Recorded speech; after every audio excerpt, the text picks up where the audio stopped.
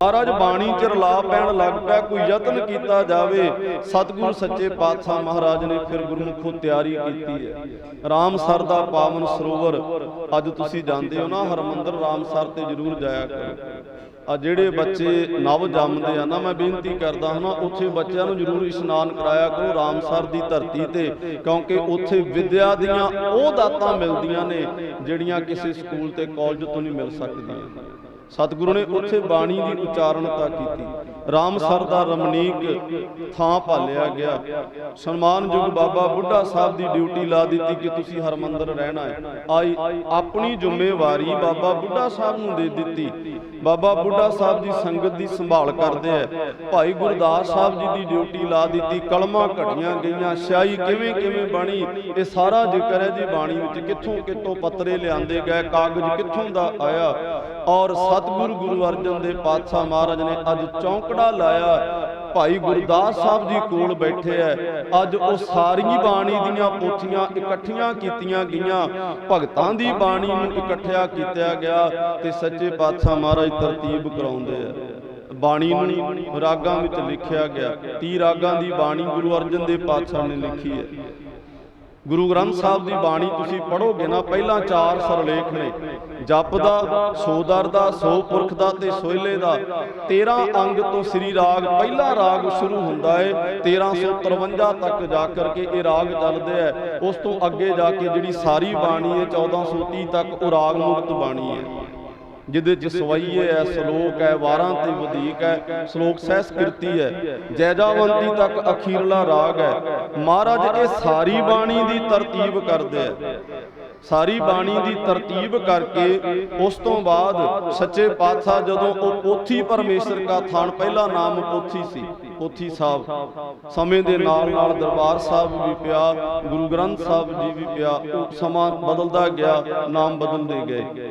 महाराज जदों सारी मुकम्मल तैयारी कर ली है गुरमुखो, तो अज सतगुरु गुरु अर्जन देव पातशाह महाराज सारी रात नहीं सुते, मान टहल रहे हैं। भाई गुरदास साहब जी देखते हैं, महाराज इन्ना लम्मा समा तुसी बाणी नूं रचिया ते महाराज हुण तां मुकम्मलता हो गई है ते अज महाराज विश्राम करो। नहीं कहंदे भाई गुरदास ये धुर की बाणी है, ये इलाही बाणी है, हुण इस बाणी की सेवा संभाल की जिम्मेवारी किवें कीती जावे। ਤਾਂ ਗੁਰमुखो अमृत वेला होया, महाराज सच्चे पातशाह ने निर्णय किया। ਤਾਂ सच्चे पातशाह ने संगतां नूं न्योते भेजे गए। 1604 भादरों सुदी एकम का जिहड़ा आ दिन मना रहे हैं आपां, सतगुरु सच्चे पातशाह जी रामसर तो आए, संगतां आईयां, गलियां च फुੱਲ विछाए गए, सब तैयारा किया गया। हरमंदर साहब मंजी साहब रखा गया। इतिहास च मंजी साहब मिलता है जी। हुण असीं पीड़ा लाउण लग पए। मंजी साहब कहंदे जिंदी जिहड़ी उणी जावे, तुसी समझदे हो अपनी भाषा नूं, पीड़ा साहब नहीं मंजी साहब। अज भी तुसी जदों इतिहास पढ़ोगे तो मंजी साहब का जिक्र आउंदा है। मंजी साहब सजाया गया, चंदोआ सजाया गया, सब तैयारा किया गया। और रामसर की धरती ते बाबा बुढ़ा साहब के सीस दे उत्ते उस पोथी परमेश्वर थान भाव पोथी साहब जी का बाबा बुढ़ा साहब ने सीस ते सजाया। वो किन्ना कु रमणीक गुरमुखो उस वक्त का समा होएगा कि बाबा बुढ़ा साहब उस पावन ग्रंथ साहब नूं सिर ते चुकदे है। गुरु अर्जन देव सच्चे पातशाह चौर करदे है ते संगतां जकारे गाउंदियां ते कीर्तन गाउंदियां आ रहीआं ने। हरमंदर आया जांदा है। मंजी साहब जिथे सजाया उत्थे बाबा बुढ़ा साहब ने ग्रंथ साहब जी नूं सजाया गया ते सजा करके कोल गुरु अर्जन देव पातशाह जी बैठ के जिवें भाई साहब बैठे हुए हैं। बाबा बुढ़ा साहब उस ग्रंथ साहब नूं मंजी साहब ते स्थापित करके उठन लगे ते गुरु अर्जन देव पातशाह महाराज ने गोडे नूं नप लिया। कहंदे बाबा बुढ़ा साहब नहीं, श्री मान कवि संतोख सिंह जी ने लिखिया है, कहंदे बाबा बुढ़ा खोलो ग्रंथ लेहो आवाजा, सुने सब पंथ अदब सहत, ग्रंथ जब खोला ले आवाजा, बुढ़ा था बोला। बाबा बुढ़ा साहब ने प्रकाश किया और आवाजा भाव हुक्मनामा लिया। हुक्मनामा कहा किहड़ा सी, संतां के कारज आप खलोया, हर काम करावन आया रहा। और पहला केवल पहला एक दिन है जिस दिन बाबा बुढ़ा साहब ने प्रकाश कर दिता ते गुरु ग्रंथ साहब महाराज ने नाल ही ताबिया बैठे कह दिता, बाबा बुढ़ा साहब अज तो तुसी इस पावन पवित्र ग्रंथ दे ग्रंथी साहब होए, तुसी वजीर साहब होए, अज तो बाद तुसी ताबिया बैठिया करोगे, हुक्म लिया करोगे ते सारा सिख जगत तुहाडे नाल चलिया करेगा। गुरु ग्रंथ साहब दी ताबिया बहन वाला वजीर माड़ा मोटा नहीं हुंदा, कई जन्मां दी भगती होवे तां ओह ग्रंथी बनदा है। ते मैं बेनती तेरे कवन कवन गुण कह कह गावा, तू साहिब गुणी निदाना, तुमरी महिमा वरन ना साको, तू ठाकुर ऊच भगवाना, बाणी गुरु गुरु है बाणी, विच बाणी अमृत सारे, गुरबाणी कहे सेवक जन मानै, पर तख गुरु निस्तारे,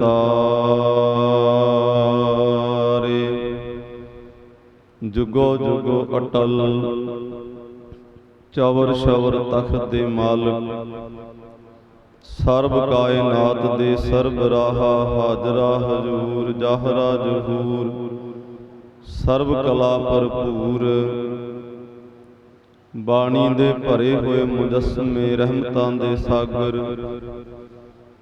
धन धन साहिब श्री गुरु ग्रंथ साहिब महाराज सच्चे पातशाह जी दी पावन पवित्र हजूरी दे अंदर जुड़ बैठी गुरु का खास रूप गुरु खालसा साध संगत जी। आओ कुछ कहण तो पहला मन की इकाग्रता की दात बख्शो, प्यार ते सत्कार दे नाल कहो जी वाहिगुरु जी का खालसा वाहिगुरु जी की फतेह। जिन्नी अंदर संगत बैठी है उन्नी फतेह की आवाज़ गज के नहीं आई। थोड़ा जा किरपा करो, इकाग्रता की दात बख्शो। बीबियां नूं बेनती है, छोटे छोटे बच्चे ने, इन्हां दा खेडण दा मन है क्योंकि अवस्था है खेडण दी। आपां थोड़ा जिहा टिका बनाइए। गुरमुखो फतेह जिहड़ी है ये सानू एवें नहीं मिल गई। ये जिहड़ी सानू फतेह कलगीधर पिता महाराज ने बख्शी है, इहदे पिछे बड़ा वड्डा इतिहास है। कल्ला इतिहास नहीं, इस फतेह नूं इत्थों तक साडी रसना तो ये फतेह निकले। कलगीधर पिता महाराज ने 4 पुत्र नीआं च चनाए। चमकौर दी गड़ी विच साहबजादियां ने शहादतां दित्तियां। पंजवें गुरु गुरु अर्जन देव सच्चे पातशाह महाराज ने तत्ती तवी दे उत्ते चौंकड़ा लाया। गुरु तेग बहादुर सच्ची सरकार ने सीस दिता। उस तो बाद भी ਸਿੰਘਾਂ ने पहला चरखड़ियां नूं चुनिया। खोपरियां लोहाइयां गईयां, देगां च उबाले गए, जंडा नाल बन के साड़े गए। ये साडी फतेह दा इतिहास है। इन्ना कुछ वापरन तो बाद कलगीधर सच्चे पातशाह महाराज ने जिस दिन खालसे दी सिरजना कर दिती ते सच्चे पातशाह महाराज नूं सिखां ने कहा, महाराज अज फतेह हो गई। एक फतेह भंगाणी दी युद्ध विच सी ते उस वक्त कलगीधर पिता महाराज ने कहा ये साडा कुछ नहीं, ये फिर महाराज की है? महाराज ने कहा वाहिगुरु जी का खालसा वाहिगुरु जी की फतेह। ये साडी फतेह है। ते ये फतेह उदन भी ढिली नहीं हुई जिदन आनंदपुर नूं 8 महीने घेरा पिया। ये फतेह तां भी चढ़दी कला विच रही। ये फतेह उदन भी ढिली नहीं हुई जिदन घल्लूकारे वापरे। ये फतेह उदे भी ढिली नहीं हुई जिदन खोपरी लै गई सी। ते गुरमुखो आपां तां सब कुछ रजे पुज्जिया, फतेह कदी ढिले ना बुलाया करो। फतेह साडी जित दा निशान है।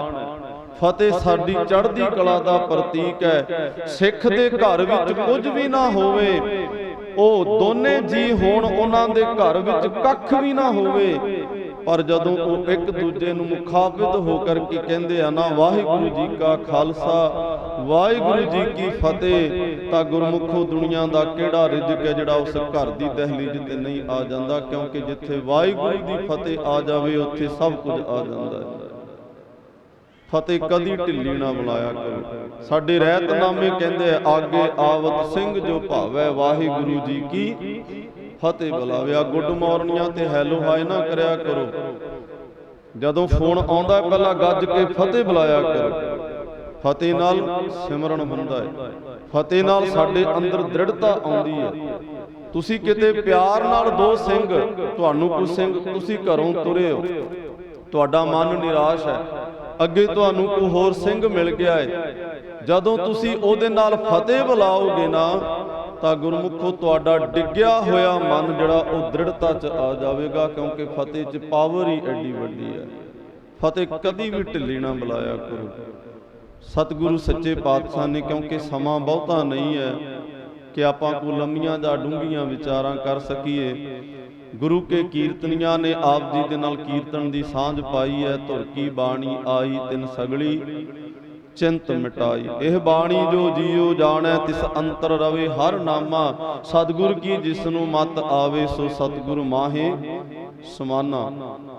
ਇਹ ਬਾਣੀ ਧੁਰ ਕੀ ਹੈ? ਧੁਰ ਤੋਂ ਭਾਵ ਮੁੱਢ ਕਦੀਮ, ਧੁਰ ਤੋਂ ਭਾਵ ਕਿ ਉਸ ਅਕਾਲ ਪੁਰਖ ਪਰਮਾਤਮਾ ਦੇ ਹਿਰਦੇ ਦੇ ਬੋਲ ਹੈ।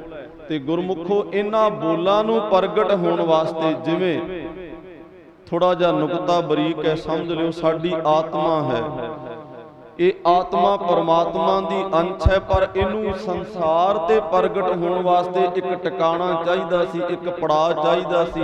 ਉਹ ਪੜਾਅ ਸੀ ਮਾਂ ਦਾ ਗਰਭ। ਮਾਂ ਦੇ ਗਰਭ ਦੇ ਵਿੱਚੋਂ ਇਹ ਆਤਮਾ ਸਰੀਰ ਲੈ ਕੇ ਬਾਹਰ ਆਉਂਦੀ ਹੈ। ਤਾਂ ਗੁਰਮੁਖੋ ਆਤਮਾ ਉਹੀ ਹੈ। ਇੱਕ ਇਹਨੇ ਪੜਾਅ ਕੀਤਾ ਮਾਂ ਦੇ ਗਰਭ ਵਿੱਚ, ਉੱਥੇ ਸਰੀਰ ਦੀ ਬਣਤਰ ਕੀਤੀ ਗਈ। ਬਾਬਾ ਫਰੀਦ ਸਾਹਿਬ ਕਹਿੰਦੇ ਗੜੇਂਦਿਆਂ 6 ਮਾਹਾਂ ਤੁੜੰਦਿਆਂ ਇੱਕ ਖਿਨੋ। ਇਸ ਆਤਮਾ ਨੂੰ ਪ੍ਰਗਟ ਹੋਣ ਵਾਸਤੇ ਸਰੀਰ ਦਾ ਸਹਾਰਾ ਲੈਣਾ ਪਿਆ। ਇਸੇ ਤਰ੍ਹਾਂ ਪਰਮਾਤਮਾ ਦੇ ਬੋਲਾਂ ਨੂੰ ਦੁਨੀਆ 'ਚ ਪ੍ਰਗਟ ਹੋਣ ਵਾਸਤੇ ਸਰੀਰ ਦਾ ਸਹਾਰਾ ਲੈਣਾ ਪਿਆ। ਤੇ ਉਹ ਸਰੀਰ ਆਇਆ ਰਾਏ ਭੋਜ ਦੀ ਤਲਵੰਡੀ ਵਿੱਚ। ਆਪ ਨਰਾਇਣ ਕਲਾ ਧਾਰ ਜਗ ਮੈਂ ਪਰਵਰਿਓ। ਗੁਰੂ ਨਾਨਕ ਸਾਹਿਬ ਦਾ ਰੂਪ। ਗੁਰੂ ਬਾਬੇ ਨੇ ਜਦੋਂ ਇਸ ਕਾਇਨਾਤ ਨੂੰ ਤੱਕਿਆ ਹੈ, ਸਤਿਗੁਰੂ ਸੱਚੇ ਪਾਤਸ਼ਾਹ ਨੇ ਆਰੰਭਤਾ ਕੀਤੀ ਹੈ ਉਦਾਸੀਆਂ ਦੀ। ਔਰ ਜਿੱਥੇ ਜਿੱਥੇ ਵੀ ਮਹਾਰਾਜ ਜਾਂਦੇ ਹੈ, ਸਨਮਾਨਯੋਗ ਭਾਈ ਮਰਦਾਨਾ ਜੀ ਨਾਲ ਹੈ। ਜਦੋਂ ਕਿਤੇ ਬਾਬਾ ਮੌਜ 'ਚ ਬੈਠਦਾ ਏ, ਉਹ ਭਾਈ ਮਰਦਾਨੇ ਨੂੰ ਕਹਿੰਦੇ ਆ, ਮਰਦਾਨਿਆ ਰਬਾਬ ਨੂੰ ਛੇੜ ਕਾਏ ਖੁਦਾਏ, ਪਰਮਾਤਮਾ ਉਸਤਤ ਖੁਦਾ ਦੀ ਕਰੀਏ। ਤੇ ਜਦੋਂ ਭਾਈ ਮਰਦਾਨਾ ਸਾਹਿਬ ਰਬਾਬ ਦੀ ਤੰਤੀ ਨੂੰ ਛੇੜਦਾ ਏ, ਉਹਦੀ ਤੰਤ ਦੇ ਵਿੱਚੋਂ ਜਦੋਂ ਗੁਰੂ ਨਾਨਕ ਸਾਹਿਬ ਆਪਣੇ ਇਲਾਹੀ ਬੋਲ ਪਾਉਂਦੇ ਐ, ਤੇ ਗੁਰਮੁਖੋ ਉਹ ਇਲਾਹੀ ਬੋਲ ਫਿਰ ਧੁਰ ਕੀ ਬਾਣੀ ਦੇ ਪ੍ਰਗਟ ਹੁੰਦੇ ਐ। ਤੇ ਜਦੋਂ ਬਾਬਾ ਇਲਾਹੀ ਬੋਲਾਂ ਨੂੰ ਸੰਸਾਰ ਦੇ ਵਿੱਚ ਉਹ ਆਵਾਜ਼ ਪੈਂਦੀ ਹੈ, ਤਾਂ ਜੰਗਲਾਂ ਦੇ ਉਹ ਖੂਨਖਾਰ ਜਾਨਵਰ ਵੀ ਮੰਤਰ ਮੁਗਧ ਹੋ ਕੇ ਬਾਬੇ ਦੇ ਕੋਲ ਬੈਠ ਜਾਂਦੇ ਸਨ, ਜਿਨ੍ਹਾਂ ਦਾ ਆਪਸੀ ਵਿਰੋਧ ਸੀ। ਉਹ ਬੋਲ ਜਿਸ ਦਿਨ ਸੱਜਣ ਦੇ ਕੰਨਾਂ ਵਿੱਚ ਪਏ, ਜਿਹੜਾ ਕਈਆਂ ਜਨਮਾਂ ਦਾ ਠੱਗ ਸੀ, ਜਿਸ ਦਿਨ ਉਹ ਬਾਬੇ ਦੇ ਬੋਲ ਸੱਜਣ ਦੇ ਕੰਨਾਂ ਵਿੱਚ ਪਏ, ਉਹ ਸੱਚਮੁੱਚ ਦਾ ਸੱਜਣ ਬਣ ਗਿਆ। ਉਹ ਬਾਬੇ ਦੇ ਅੱਗੇ ਨਿਸ਼ਾਵਰ ਹੋ ਗਿਆ। ਇਹ ਅਕਾਲੀ ਬੋਲ ਗੁਰੂ ਨਾਨਕ ਸਾਹਿਬ ਦੇ ਹਿਰਦੇ ਚੋਂ ਨਿਕਲੇ। ਹੈ ਧੁਰ ਕੀ, ਹੈ ਪਰਮਾਤਮਾ ਦੇ। ਮੈਂ ਬੇਨਤੀ ਕੀਤੀ ਆ, ਪ੍ਰਗਟ ਹੋਣ ਵਾਸਤੇ ਕੁਝ ਨਾ ਕੁਝ ਜ਼ਰੀਆ ਬਣਦਾ ਹੈ। ਆਤਮਾ ਨੂੰ ਪ੍ਰਗਟ ਹੋਣ ਵਾਸਤੇ ਸਰੀਰ ਧਾਰਨ ਕਰਨਾ ਪਵੇਗਾ। ਇਸੇ ਤਰ੍ਹਾਂ ਪਰਮਾਤਮਾ ਦੇ ਬੋਲ ਪ੍ਰਗਟ ਕਰਨੇ ਸਨ, ਆਪਣੇ ਵਰਗੇ ਜੀਵਾਂ ਦਾ ਉਧਾਰ ਹੋ ਸਕੇ। ਗੁਰੂ ਨਾਨਕ ਸਾਹਿਬ ਸੱਚੇ ਪਾਤਸ਼ਾਹ ਜੀ ਪ੍ਰਗਟ ਹੁੰਦੇ ਐ। ਔਰ ਗੁਰਮੁਖੋ ਜਿਸ ਦਿਨ ਬਾਬਾ ਬਾਣੀ ਨੂੰ ਗਾਉਂਦਾ ਏ, ਸਤਿਗੁਰੂ ਗੁਰੂ ਨਾਨਕ ਸਾਹਿਬ ਇਤਿਹਾਸ ਕਹਿੰਦਾ ਹੈ, ਉਹ ਬਾਣੀ ਪੋਥੀ 'ਚ ਲਿਖ ਲੈਂਦੇ ਸਨ। ਇਸੇ ਤਰ੍ਹਾਂ ਜਦੋਂ ਬਾਬਾ ਲਹਿਣਾ ਜੀ ਸ਼ਰਨ ਵਿੱਚ ਆਏ, ਗੁਰਤਾ ਗੱਦੀ ਦਾ ਤਿਲਕ ਦਿੱਤਾ ਗਿਆ ਭਾਈ ਲਹਿਣਾ ਜੀ ਨੂੰ। ਅੰਗਦ ਨਾਲ ਲਾ ਕੇ ਅੰਗਦ ਅੰਗ ਨਾਲ ਲਾ ਕੇ ਅੰਗਦ ਕਰ ਦਿਆ, ਤਾਂ ਉਸ ਦਿਨ ਉਹ ਜਿਹੜੀ ਬਾਣੀ ਰਚੀ ਸੀ ਪੋਥੀ ਦੇ ਰੂਪ ਵਿੱਚ, ਗੁਰੂ ਨਾਨਕ ਸਾਹਿਬ ਨੇ ਉਹ ਬਾਣੀ ਦੀ ਪੋਥੀ ਗੁਰੂ ਅੰਗਦ ਦੇਵ ਸੱਚੇ ਪਾਤਸ਼ਾਹ ਦੀ ਝੋਲੀ ਪਾ ਦਿੱਤੀ। ਸਤਿਗੁਰੂ ਗੁਰੂ ਅੰਗਦ ਦੇਵ ਸੱਚੇ ਪਾਤਸ਼ਾਹ, ਕਿਉਂਕਿ ਮੈਂ ਬਹੁਤਾ ਬਾਣੀ ਦਾ ਵੇਰਵਾ ਨਹੀਂ ਦੇ ਸਕਦਾ, ਆਪਾਂ ਸਮੇਂ ਤੇ ਰਹਿ ਕੇ ਅੱਜ ਦੇ ਦਿਨ ਤੱਕ ਯਤਨ ਕਰਾਂਗੇ ਪਹੁੰਚਣ ਦਾ। ਗੁਰੂ ਅੰਗਦ ਦੇਵ ਸੱਚੇ ਪਾਤਸ਼ਾਹ ਆਪਣੀ ਬਾਣੀ ਲਿਖਦੇ ਆ। ਜਦੋਂ ਗੁਰੂ ਅਮਰਦਾਸ ਮਹਾਰਾਜ, ਵੇਖੋ ਥੋੜੀ ਜੀ ਸੁਰਤ ਲੈ ਕੇ ਚੱਲਿਓ ਨਾਲ, ਖੇਡ ਸਮਝਿਓ, ਇਹ ਖੇਡ ਨਿਰਾਲੀ ਹੈ। ਤਾਂ ਹੀ ਤਾਂ ਗੁਰੂ ਨਾਨਕ ਸਾਹਿਬ ਨੇ ਕਹਿ ਦਿੱਤਾ ਸੀ, ਜੋ ਤੋ ਪ੍ਰੇਮ ਖੇਲਣ ਕਾ ਚਾਓ, ਸਿਰ ਧਰ ਤਲੀ ਗਲੀ ਮੇਰੀ ਆਓ। ਸਿਰ ਧਲ ਤਲੀ ਦਾ ਭਾਵ ਕੀ ਹੈ? ਇਹ ਨਹੀਂ ਕਿ ਸਿਰ ਵੱਢ ਕੇ ਸਿਰ ਤਲੀ ਤੇ ਰੱਖ ਲੈਣਾ, ਨਹੀਂ। ਆਪਣੀ ਮਨ ਦੀ ਮੱਤ ਛੱਡ ਕਰਕੇ ਗੁਰੂ ਦੀ ਮੱਤ ਨੂੰ ਧਾਰਨ ਕਰ ਲਾ, ਔਰ ਜੋ ਗੁਰ ਕਹੈ ਸੋਈ ਭਲ ਮਾਨੋ, ਹਰ ਹਰ ਕਥਾ ਨਿਰਾਲੀ ਗੁਰਸਿੱਖ ਮੀਤ। ਗੁਰੂ ਦੀ ਚਾਲ ਵਿੱਚ ਚੱਲ ਜਾਣਾ ਹੈ, ਗੁਰੂ ਨੂੰ ਸਿਰ ਭੇਟ ਕਰਨਾ ਹੈ। ਆਪਾਂ ਮੱਥਾ ਟੇਕਦੇ ਹਾਂ, ਇਹ ਮੱਥਾ ਟੇਕਣਾ ਕੋਈ ਪ੍ਰਕਿਰਿਆ ਨਹੀਂ ਹੈ ਵੀ ਜਿੰਨੀ ਵਾਰੀ ਆਏ ਮੱਥਾ ਟੇਕਿਆ, ਇੱਕ ਮਾਣ ਹੈ। ਪਰ ਅਸਲ ਮੱਥੇ ਦਾ ਭਾਵ ਹੈ ਆਪਣੇ ਆਪ ਨੂੰ ਗੁਰੂ ਦੇ ਅੱਗੇ ਸਮਰਪਿਤ ਕਰ ਦੇਣਾ, ਸਿਲੰਡਰ ਕਰ ਦੇਣਾ, ਆਪਣੇ ਆਪ ਨੂੰ ਗੁਰੂ ਅੱਗੇ ਰੱਖ ਦੇਣਾ ਕਿ ਗੁਰੂ, ਇਹ ਮੇਰਾ ਸਿਰ ਅੱਜ ਤੋਂ ਤੇਰੇ ਚਰਨਾਂ ਵਿੱਚ ਹੈ, ਹੁਣ ਤੇਰੇ ਤੋਂ ਬਿਨਾਂ ਇਹ ਕਿਸੇ ਅੱਗੇ ਨਹੀਂ ਜਾਏਗਾ।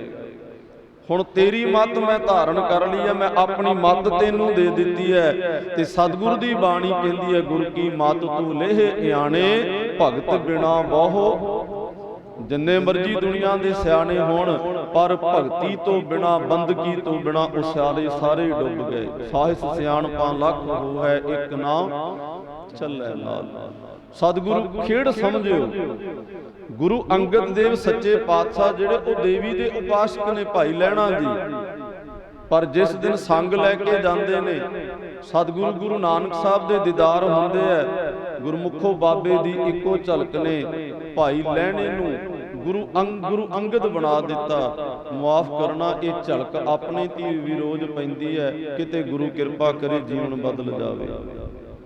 ਗੁਰੂ ਦੁਆਰੇ ਹੋਏ ਸੋਝੀ ਪਾਏ ਸੀ। ਅਸੀਂ ਆਮ ਜਦੋਂ ਕੀਰਤਨਾਂ ਦੇ ਪ੍ਰੋਗਰਾਮ ਤੇ ਜਾਂਦੇ ਆ ਨਾ, ਜਾਂ ਮੈਂ ਇੱਥੇ ਵੀ ਰਾਤੀ ਨਗਰ ਵਿੱਚ ਆਇਆ, ਗੁਸਤਾਖੀ ਮੁਆਫ ਕਰਿਓ, ਇਹਨੂੰ ਥੋੜਾ ਜਿਹਾ ਬਰੀਕੀ ਨਾਲ ਸਮਝਿਓ, ਦੂਜੇ ਪਾਸੇ ਨਾ ਲਿਜਾਇਓ। ਕੋਈ ਸੱਜਣ ਕਹਿ ਰਹੇ ਸਨ ਬਾਹਰ, ਸ਼ਾਮ ਕੁ ਵੇਲੇ ਮੈਂ ਪਿੰਡ ਦੇ ਵਿੱਚ ਥੋੜਾ ਜਿਹਾ ਤੁਰਨ ਫਿਰਨ ਗਿਆ, ਕਹਿੰਦੇ ਅੱਜ ਵੱਡੇ ਗੁਰਦੁਆਰਾ ਸਾਹਿਬ ਭੋਗ ਹੈ। ਮੈਂ ਬੋਲ ਸੁਣ ਕੇ ਬੜਾ ਹੈਰਾਨ ਹੋਇਆ। ਗੁਰਮੁਖੋ ਗੁਰਦੁਆਰਾ ਨਿੱਕਾ ਵੀ ਤੇ ਵੱਡਾ ਵੀ ਹੁੰਦਾ ਹੈ। ਸਾਨੂੰ ਅਜੇ ਤੱਕ ਗੁਰਦੁਆਰੇ ਦੀ ਡੈਫੀਨੇਸ਼ਨ ਦਾ ਹੀ ਨਹੀਂ ਪਤਾ। ਗੁਰਦੁਆਰੇ ਦਾ ਭਾਵ ਕੀ ਹੈ? ਗੁਰਦੁਆਰਾ ਕਿਸੇ ਬਿਲਡਿੰਗ ਦਾ ਨਾਮ ਨਹੀਂ ਹੈ। ਬਿਲਡਿੰਗ ਨਿੱਕੀ ਤੇ ਵੱਡੀ ਹੋ ਸਕਦੀ ਹੈ, ਪਰ ਗੁਰੂ ਨਿੱਕਾ ਵੱਡਾ ਨਹੀਂ ਹੋ ਸਕਦਾ। ਕਿ ਨਿੱਕੇ ਗੁਰਦੁਆਰੇ 700 ਅੰਗ ਵਾਲਾ ਮਹਾਰਾਜ ਹੁੰਦਾ ਹੈ, ਵੱਡੇ ਗੁਰਦੁਆਰੇ 1400 ਵਾਲਾ ਜਾਂ 2800 ਵਾਲਾ ਹੁੰਦਾ ਹੈ। ਸਾਡੀ ਮਾਨਸਿਕਤਾ ਹੈ। ਮੈਨੂੰ ਇੱਕ ਨੁਕਤਾ ਯਾਦ ਆ ਗਿਆ। ਮਛਲੀ ਸੀ ਪਾਣੀ ਦੇ ਵਿੱਚ, ਕੋਈ ਵਿਦਵਾਨ ਲੰਘਿਆ ਜਾ ਰਿਹਾ ਸੀ। ਉਹ ਮਛਲੀ ਨੂੰ ਕਹਿੰਦਾ, ਮਛਲੀਏ ਇਹ ਤੂੰ ਸਮੁੰਦਰ ਵਿੱਚ ਰਹਿਨੀ ਹੈ, ਇਹਦੀ ਕਿੰਨੀ ਕੁ ਗਹਿਰਾਈ ਹੈ, ਇਹਦਾ ਮਾਪਦੰਡ ਕਦੀ ਕੀਤਾ ਹੀ? ਉਹ ਮਛਲੀ ਨੇ ਕਿਹਾ, ਭਲਿਆ ਮੈਂ ਇਹਦੇ ਮਾਪਦੰਡ ਤੋਂ ਕੀ ਲੈਣਾ, ਇਹ ਭਾਵੇਂ ਵੱਡਾ ਹੋਵੇ ਛੋਟਾ ਹੋਵੇ, ਮੇਰਾ ਤਾਂ ਕੇਵਲ ਮਕਸਦ ਹੈ ਪਾਣੀ ਨਾਲ, ਮੇਰਾ ਜੀਵਨ ਪਾਣੀ ਹੈ, ਮੈਨੂੰ ਇਹਦੇ ਵੱਡੇ ਛੋਟੇ ਦਾ ਨਾਲ ਫਰਕ ਨਹੀਂ ਪੈਂਦਾ। ਇਸੇ ਤਰ੍ਹਾਂ ਸਿੱਖਾ ਬਿਲਡਿੰਗ ਦੇ ਨਾਲ ਜੁੜ ਕੇ ਵੱਡੀ ਤੇ ਛੋਟੀ ਹੈ, ਕਿਉਂਕਿ ਤੇਰਾ ਆਧਾਰ ਬਾਣੀ ਹੈ। ਜਿੱਥੇ ਬਾਣੀ ਚੱਲਦੀ ਹੈ ਉੱਥੇ ਮੱਛੀ ਵਾਂਗੂ ਪਹੁੰਚ ਜਾ, ਕਿਉਂਕਿ ਪਿਆਸ ਤੇਰੀ ਬਾਣੀ ਤੋਂ ਬਿਨਾਂ ਕੋਈ ਨਹੀਂ ਬੁਝਾ ਸਕਦਾ।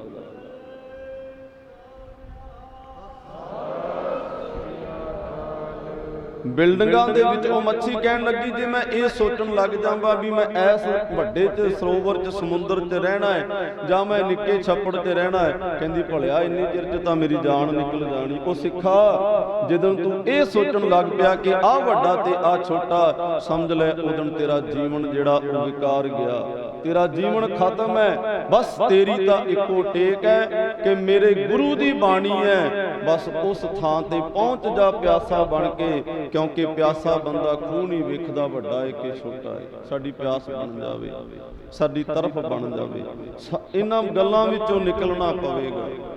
ਇਹ ਗੱਲਾਂ ਸਿੱਖ ਦੇ ਜੀਵਨ ਦੀਆਂ ਨਹੀਂ। ਤੇ ਦੂਜੀ ਗੱਲ, ਗੁਰੂ ਗ੍ਰੰਥ ਸਾਹਿਬ ਮਹਾਰਾਜ ਵੀ ਇਹੋ ਕਹਿੰਦੇ ਆ, ਜੇ ਤੂੰ ਇਸੇ 'ਚ ਉਲਝਿਆ ਫਿਰਦਾ ਜੇ ਵੱਡਾ ਏ ਕਿ ਛੋਟਾ ਏ।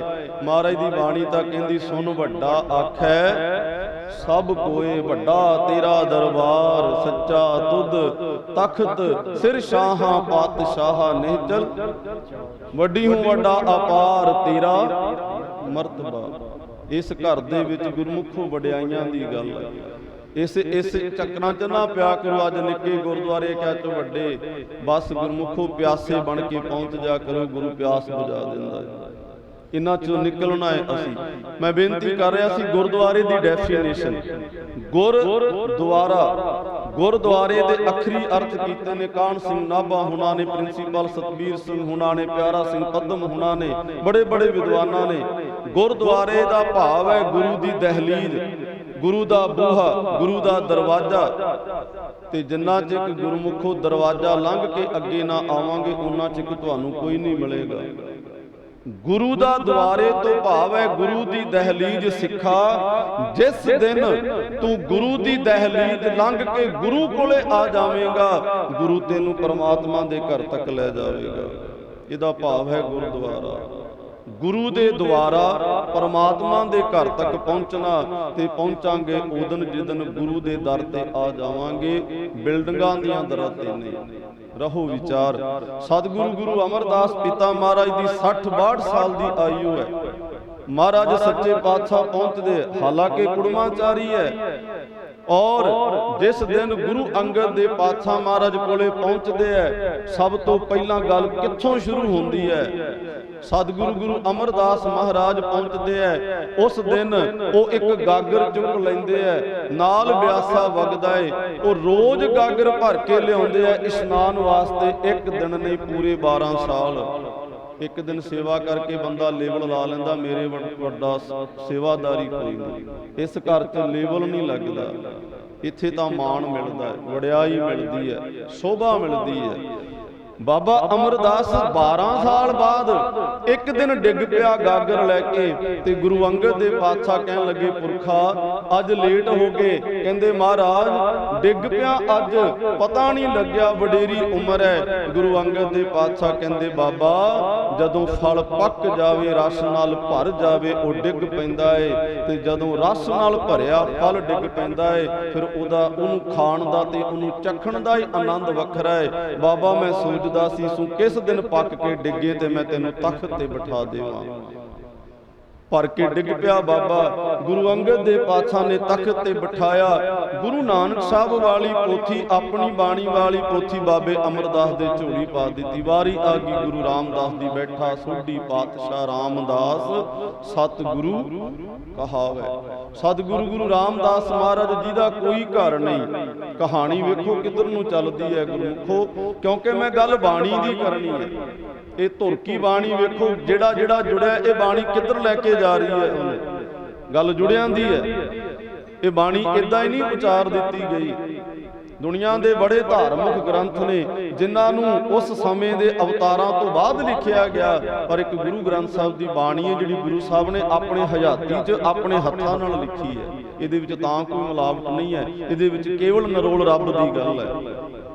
ਸਤਿਗੁਰੂ ਗੁਰੂ ਰਾਮਦਾਸ ਮਹਾਰਾਜ 2.5 ਸਾਲ ਦੀ ਉਮਰ 'ਚ ਮਾਂ ਚੜ੍ਹਾਈ ਕਰ ਜਾਂਦੀ ਹੈ। 7 ਸਾਲ ਦੀ ਉਮਰ 'ਚ ਬਾਪ ਚੜ੍ਹਾਈ ਕਰ ਜਾਂਦਾ ਹੈ। ਨਾਨੀ ਲਾਹੌਰ ਤੋਂ ਲਿਆ ਕਰਕੇ ਬਾਸਰ ਕੇ ਲੈ ਆਉਂਦੀ ਹੈ ਔਰ ਉਸ ਅਨਾਥ ਬੱਚੇ ਦਾ ਹੱਥ ਬਾਬੇ ਅਮਰਦਾਸ ਦੇ ਕੋਲ ਫੜਾ ਦਿੰਦੀ ਹੈ। ਬਾਬਾ ਅਮਰਦਾਸ ਇੱਕ ਦਿਨ ਆਪਣੀ ਪੁੱਤਰੀ ਦਾ ਨਿਉਤਾ ਕਰ ਦਿੰਦਾ ਹੈ, ਭਾਈ ਜੇਠਾ। ਤੇ ਅੱਜ ਉਹ ਦਿਨ ਆ ਗਿਆ ਜਿਸ ਦਿਨ ਭਾਈ ਜੇਠੇ ਨੂੰ ਤਖਤ ਤੇ ਬਿਠਾ ਕੇ ਕਹਿ ਦਿੱਤਾ ਕਿ ਇਹ ਗੁਰੂ ਰਾਮਦਾਸ ਹੈ। ਤੇ ਸਤਿਗੁਰ ਦੀ ਬਾਣੀ ਨੇ ਕਹਿ ਦਿੱਤਾ, ਡਿੱਠੇ ਸਭੇ ਥਾਵ ਨਹੀਂ ਤੁਧ। ਗੁਰੂ ਰਾਮਦਾਸ ਤੇਰੇ ਘਰ ਵਰਗਾ ਤਾਂ ਘਰ ਹੀ ਨਹੀਂ ਹੈ। ਵਾਰੀ ਆਉਂਦੀ ਹੈ ਗੁਰੂ ਅਰਜਨ ਦੇਵ ਸੱਚੇ ਪਾਤਸ਼ਾਹ ਜੀ ਦੀ। ਗੁਰੂ ਨਾਨਕ ਸਾਹਿਬ ਦੀ ਬਾਣੀ ਪੋਥੀਆਂ ਵਾਲੀ, ਗੁਰੂ ਅੰਗਦ ਦੇਵ ਸਾਹਿਬ ਮਹਾਰਾਜ ਦੀ ਦੂਜੀ ਪੋਥੀ, ਤੀਜੀ ਪੋਥੀ ਗੁਰੂ ਅਮਰਦਾਸ ਤੇ ਚੌਥੀ ਪੋਥੀ ਗੁਰੂ ਰਾਮਦਾਸ ਵਾਲੀ।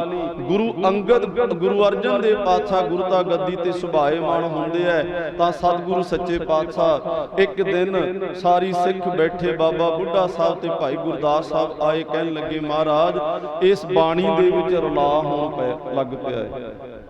ਬਾਬਾ ਪਿਰਥੀ ਚੰਦ ਗੁਰੂ ਘਰ ਦਾ ਹੈ ਤਾਂ ਭਰਾ ਸੀ, ਪਰ ਮਾਇਆ ਜਿਹੜੀ ਉਹ ਮੱਤ ਮਾਰ ਦਿੰਦੀ ਹੈ ਮਨੁੱਖ ਦੀ। ਉਹ ਵਿਰੋਧ ਕਰ ਬੈਠਾ। ਖੇਖਰ ਪਿੰਡ ਹੈ ਜੀ, ਉੱਥੇ ਬਾਬੇ ਪਿਰਥੀ ਦਾਸ ਨੇ ਹਰਮੰਦਰ ਸਾਹਿਬ ਉਸਾਰ ਦਿੱਤਾ, ਪਰ ਜਦੋਂ ਸਰੋਵਰ 'ਚ ਪਾਣੀ ਪਾਵੇ ਉਹ ਸੁੱਕ ਜਾਵੇ। ਜਦੋਂ ਸਰੋਵਰ 'ਚ ਪਾਣੀ ਪਾਵੇ ਉਹ ਸੁੱਕ ਜਾਵੇ, ਕੋਈ ਸਿੱਖ ਨਾ ਜਾਵੇ। ਇਹਦਾ ਪੁੱਤਰ ਸੀ ਮਿਹਰਵਾਨ, ਔਰ ਉਹ ਬੜਾ ਸੋਹਣਾ ਲਖਾਰੀ ਸੀ, ਤੇ ਉਹਦਾ ਜ਼ਿਆਦਾ ਜੀਵਨ ਗੁਰੂ ਅਰਜਨ ਦੇਵ ਪਾਤਸ਼ਾਹ ਦੀ ਗੋਦ ਵਿੱਚ ਨਿਕਲਿਆ ਭਾਈ ਮਿਹਰਵਾਨ ਦਾ। ਤਾਂ ਇਤਿਹਾਸ ਕਹਿੰਦਾ ਹੈ, ਮਿਹਰਵਾਨ ਪੁੱਤ ਪ੍ਰਿਥਵੀ ਏਕਾਕ ਵਿਸ਼ਰੀ ਕਰੇ, ਹਿੰਦਵੀ ਫਾਰਸੀ ਸੰਸਕ੍ਰਿਤ ਗੁਰਮੁਖੀ ਪੜ੍ਹੇ, ਤਿਨ ਪੀ ਬਾਣੀ ਅਦਕ ਬਣਾਈ, ਭੋਗ ਗੁਰੂ ਨਾਨਕ ਜੀ ਕਾ ਪਾਈ। ਸ਼੍ਰੀਮਾਨ ਕਵੀ ਸੰਤੋਖ ਸਿੰਘ ਤੇ ਸਾਡੇ ਜਿਹੜੇ ਪੁਰਾਤਨ ਸਰੋਤ ਨੇ ਉਹਨਾਂ ਤੋਂ ਜ਼ਿਕਰ ਮਿਲਦਾ ਹੈ ਕਿ ਮਿਹਰਵਾਨ ਜਿਹੜਾ ਪਿਰਥੀ ਚੰਦ ਦਾ ਪੁੱਤਰ ਸੀ, ਉਹਨੇ ਕਿਹਾ ਪਿਰਥੀ ਚੰਦ ਨੇ ਵੀ ਮੈਂ ਸਾਰੇ ਹੀ ਇਹ ਕਰਕੇ ਵੇਖ ਲਏ, ਪਰ ਮੈਂ ਗੁਰੂ ਅਰਜਨ ਦੇਵ ਦੀ ਬਰਾਬਰਤਾ ਨਹੀਂ ਕਰ ਸਕਿਆ। ਹੁਣ ਇੱਕੋ ਗੱਲ ਰਹਿ ਗਈ ਹੈ, ਉਹ ਹੈ ਬਾਣੀ। ਤੇ ਆਪਣੇ ਪੁੱਤਰ ਨੂੰ ਕਹਿੰਦਾ ਤੂੰ ਬਾਣੀ ਉਚਾਰ। ਜਿਹੜਾ ਅਸੀਂ ਇੱਕ ਕਾਰਡਾਂ ਤੇ ਤੁਸੀਂ ਪੜ੍ਹਦੇ ਹੋ ਨਾ, ਸਤਿਗੁਰੂ ਦਾਤੇ ਕਾਜ ਰਜਾਇਆ, ਆਪਣੀ ਮਿਹਰ ਕਰਾਈ, ਦਾਸਾਂ ਕਾਰਜ ਆਪ ਸਵਾਰੇ, ਇਹ ਉਸ ਕੀ ਵਡਿਆਈ। ਇਹ ਬਾਣੀ ਨਹੀਂ ਹੈ, ਇਹ ਪਿਰਥੀ ਚੰਦ ਦੀ ਮਿਹਰਵਾਨ ਦੀ ਲਿਖੀ ਹੋਈ ਬਾਣੀ ਹੈ, ਗੁਰੂ ਗ੍ਰੰਥ ਸਾਹਿਬ ਦੀ ਬਾਣੀ ਨਹੀਂ ਹੈ।